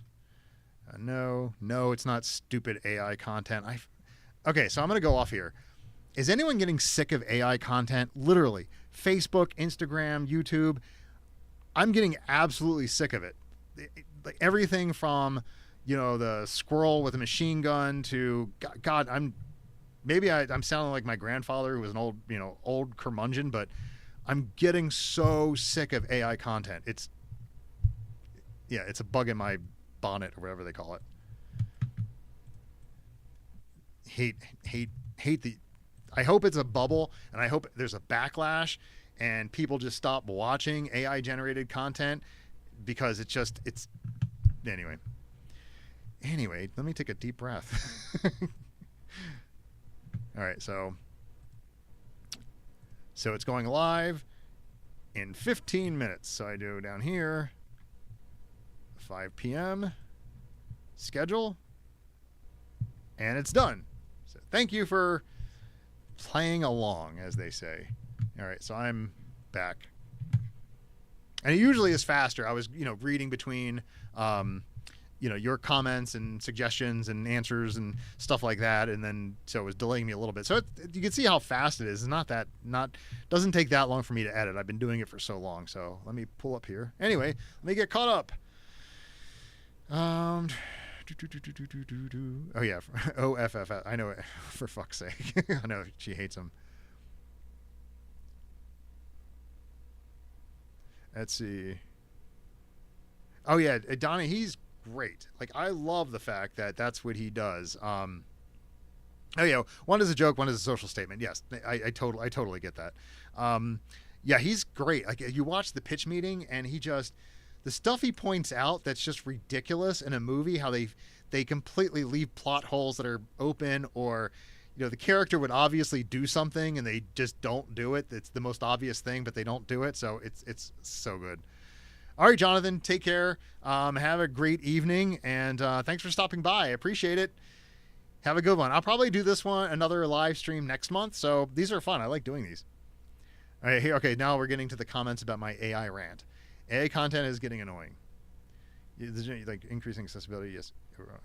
Yeah, I agree. So yes, all overall, I would think that literally AI has the ability to change how humanity functions. Like, stop right there. I've heard that it's going to exponentially increase the ability to create cancer vaccines and all the stuff that ails humanity. You're even saying that it could help increase crops and solve world hunger and all these other kinds of things. But there's a lot of other stuff, like you said, Donnie, very cringy at times, and it's just for cheap clicks. Agreed. Yeah, some social media, it's not to get into all of that, but social media is just, I don't know, it's become so vapid. Like I think it's really like hurting the mental health of kids these days. It's terrible. Yeah, the AI videos. Yeah, I don't like them either.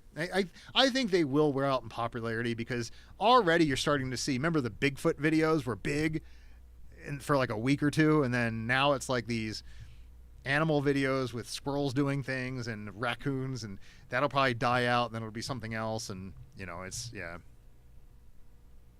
And also, real quick, I know that I experimented with doing like AI characters, and people hated that, and which I get and I understand and I totally respect. And so I stopped that. The moment I think I got one comment about it being AI, and I was like, okay, that's it. I knew I was going to be teetering on that line, but I was like, okay, no AI content.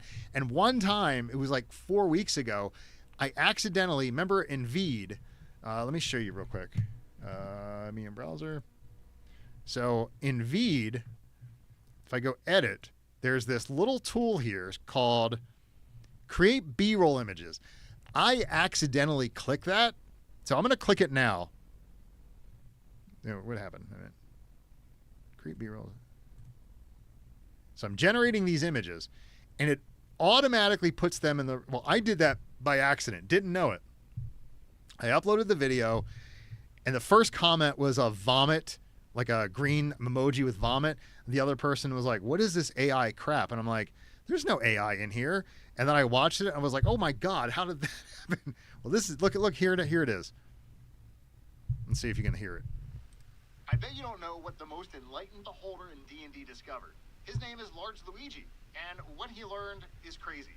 Let's roll for knowledge. So Large Luigi ascended 1,000 miles, exists inside the minds of unknowable beings. He is homeworld forever.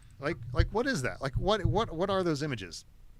It's like, so that's what went out, and people got very upset. I deleted the video right away, and I was like, that's done.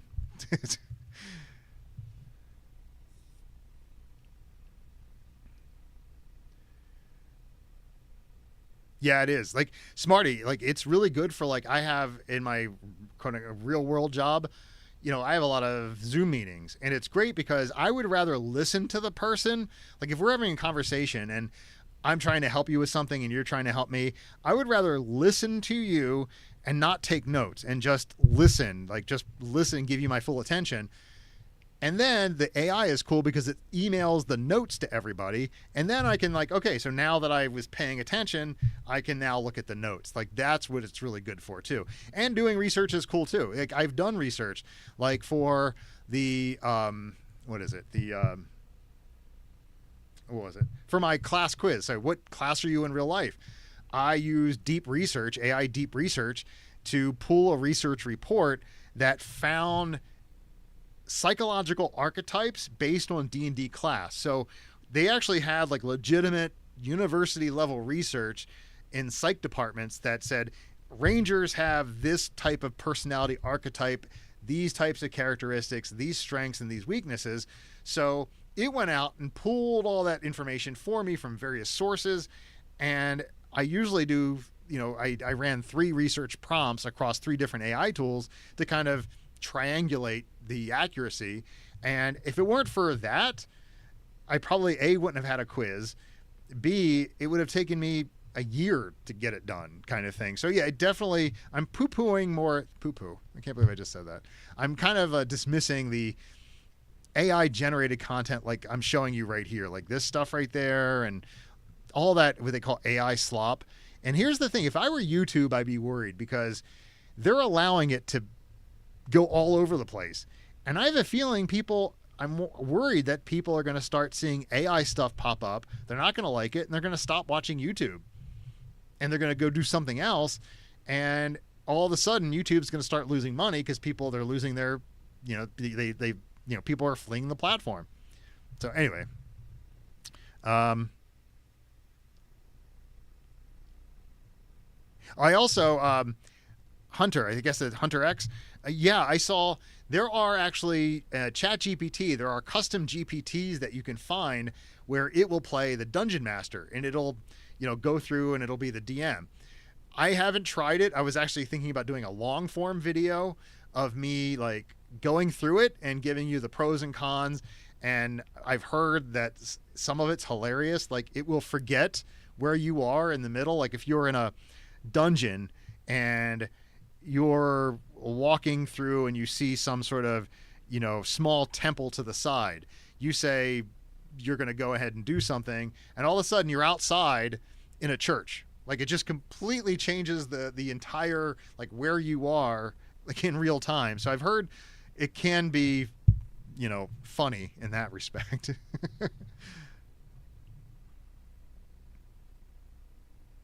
D&D university degree. That's a good idea. Oh, wait a minute. Hold on a second. I still got this up.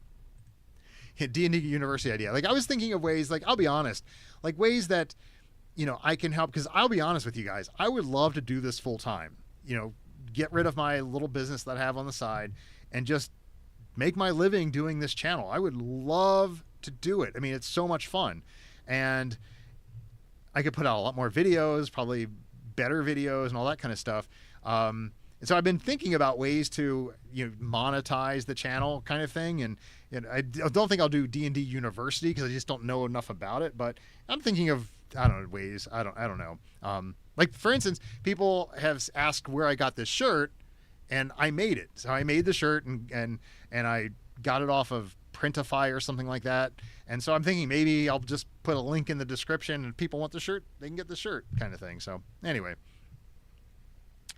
Yeah, it does go off the rails. It can really, and even when you're doing serious stuff, like I use it for my work all the time, and sometimes it just gets confused. Like you're going down and it's getting you're kind of doing some strategy, and then at one moment it's doing this, and then the other moment it's going off and doing something else. So yeah.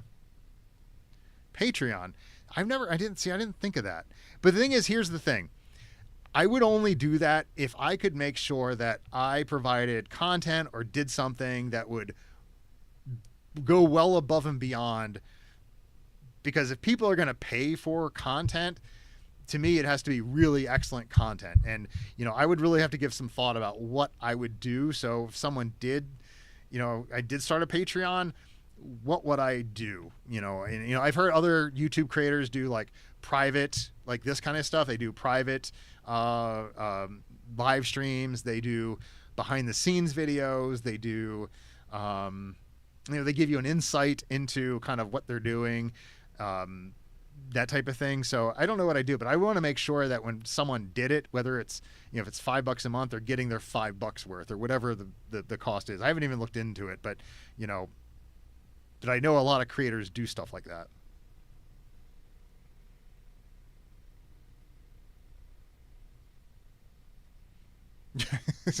Put Copilot in Excel. That will be the end of the world financial system. Oh my God.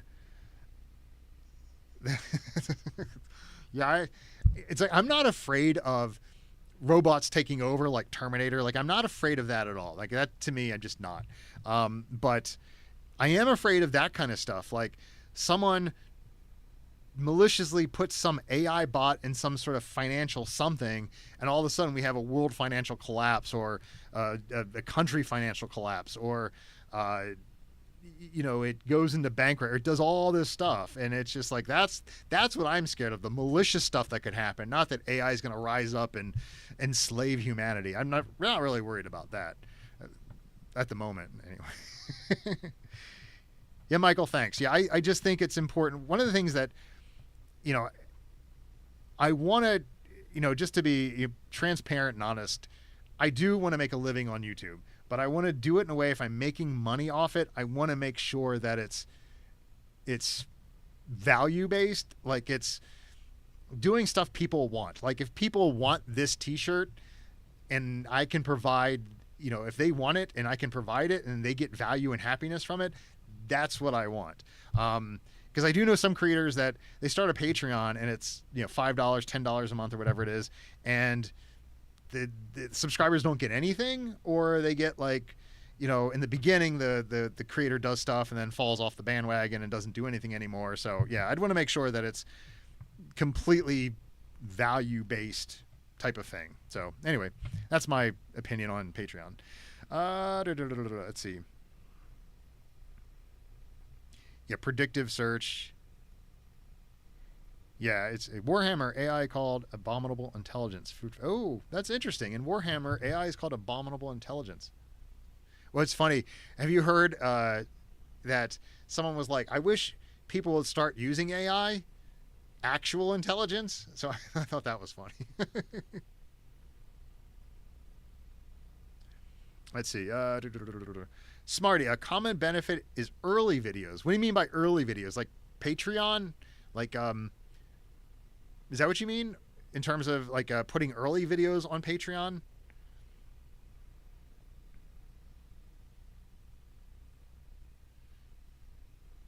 And why in the world is my laptop spinning out of control? Like, it's all of a sudden, it's like getting hot, and I don't know why. Let's see. I'm not going to break anything.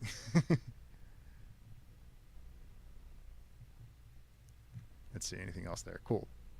So anyone else have any other questions? We got about 4 minutes before 5, and I gotta run at 5. And if you have any questions, let me know. It's so funny. I come into these, and I always have a project that I'm gonna do just in case, no one's talking and no one shows up. And today it was building a dice tower for a video I'm gonna do, a long form video. And I'm glad to say I didn't even have to open it. I started to, but I didn't have to do it.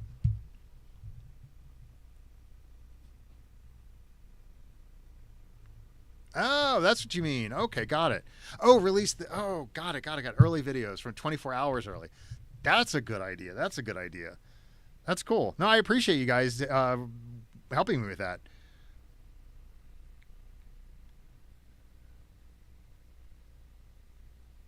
Oh, what got me? Let me try that again. Well, I'm actually thirsty. Hold on 1 second.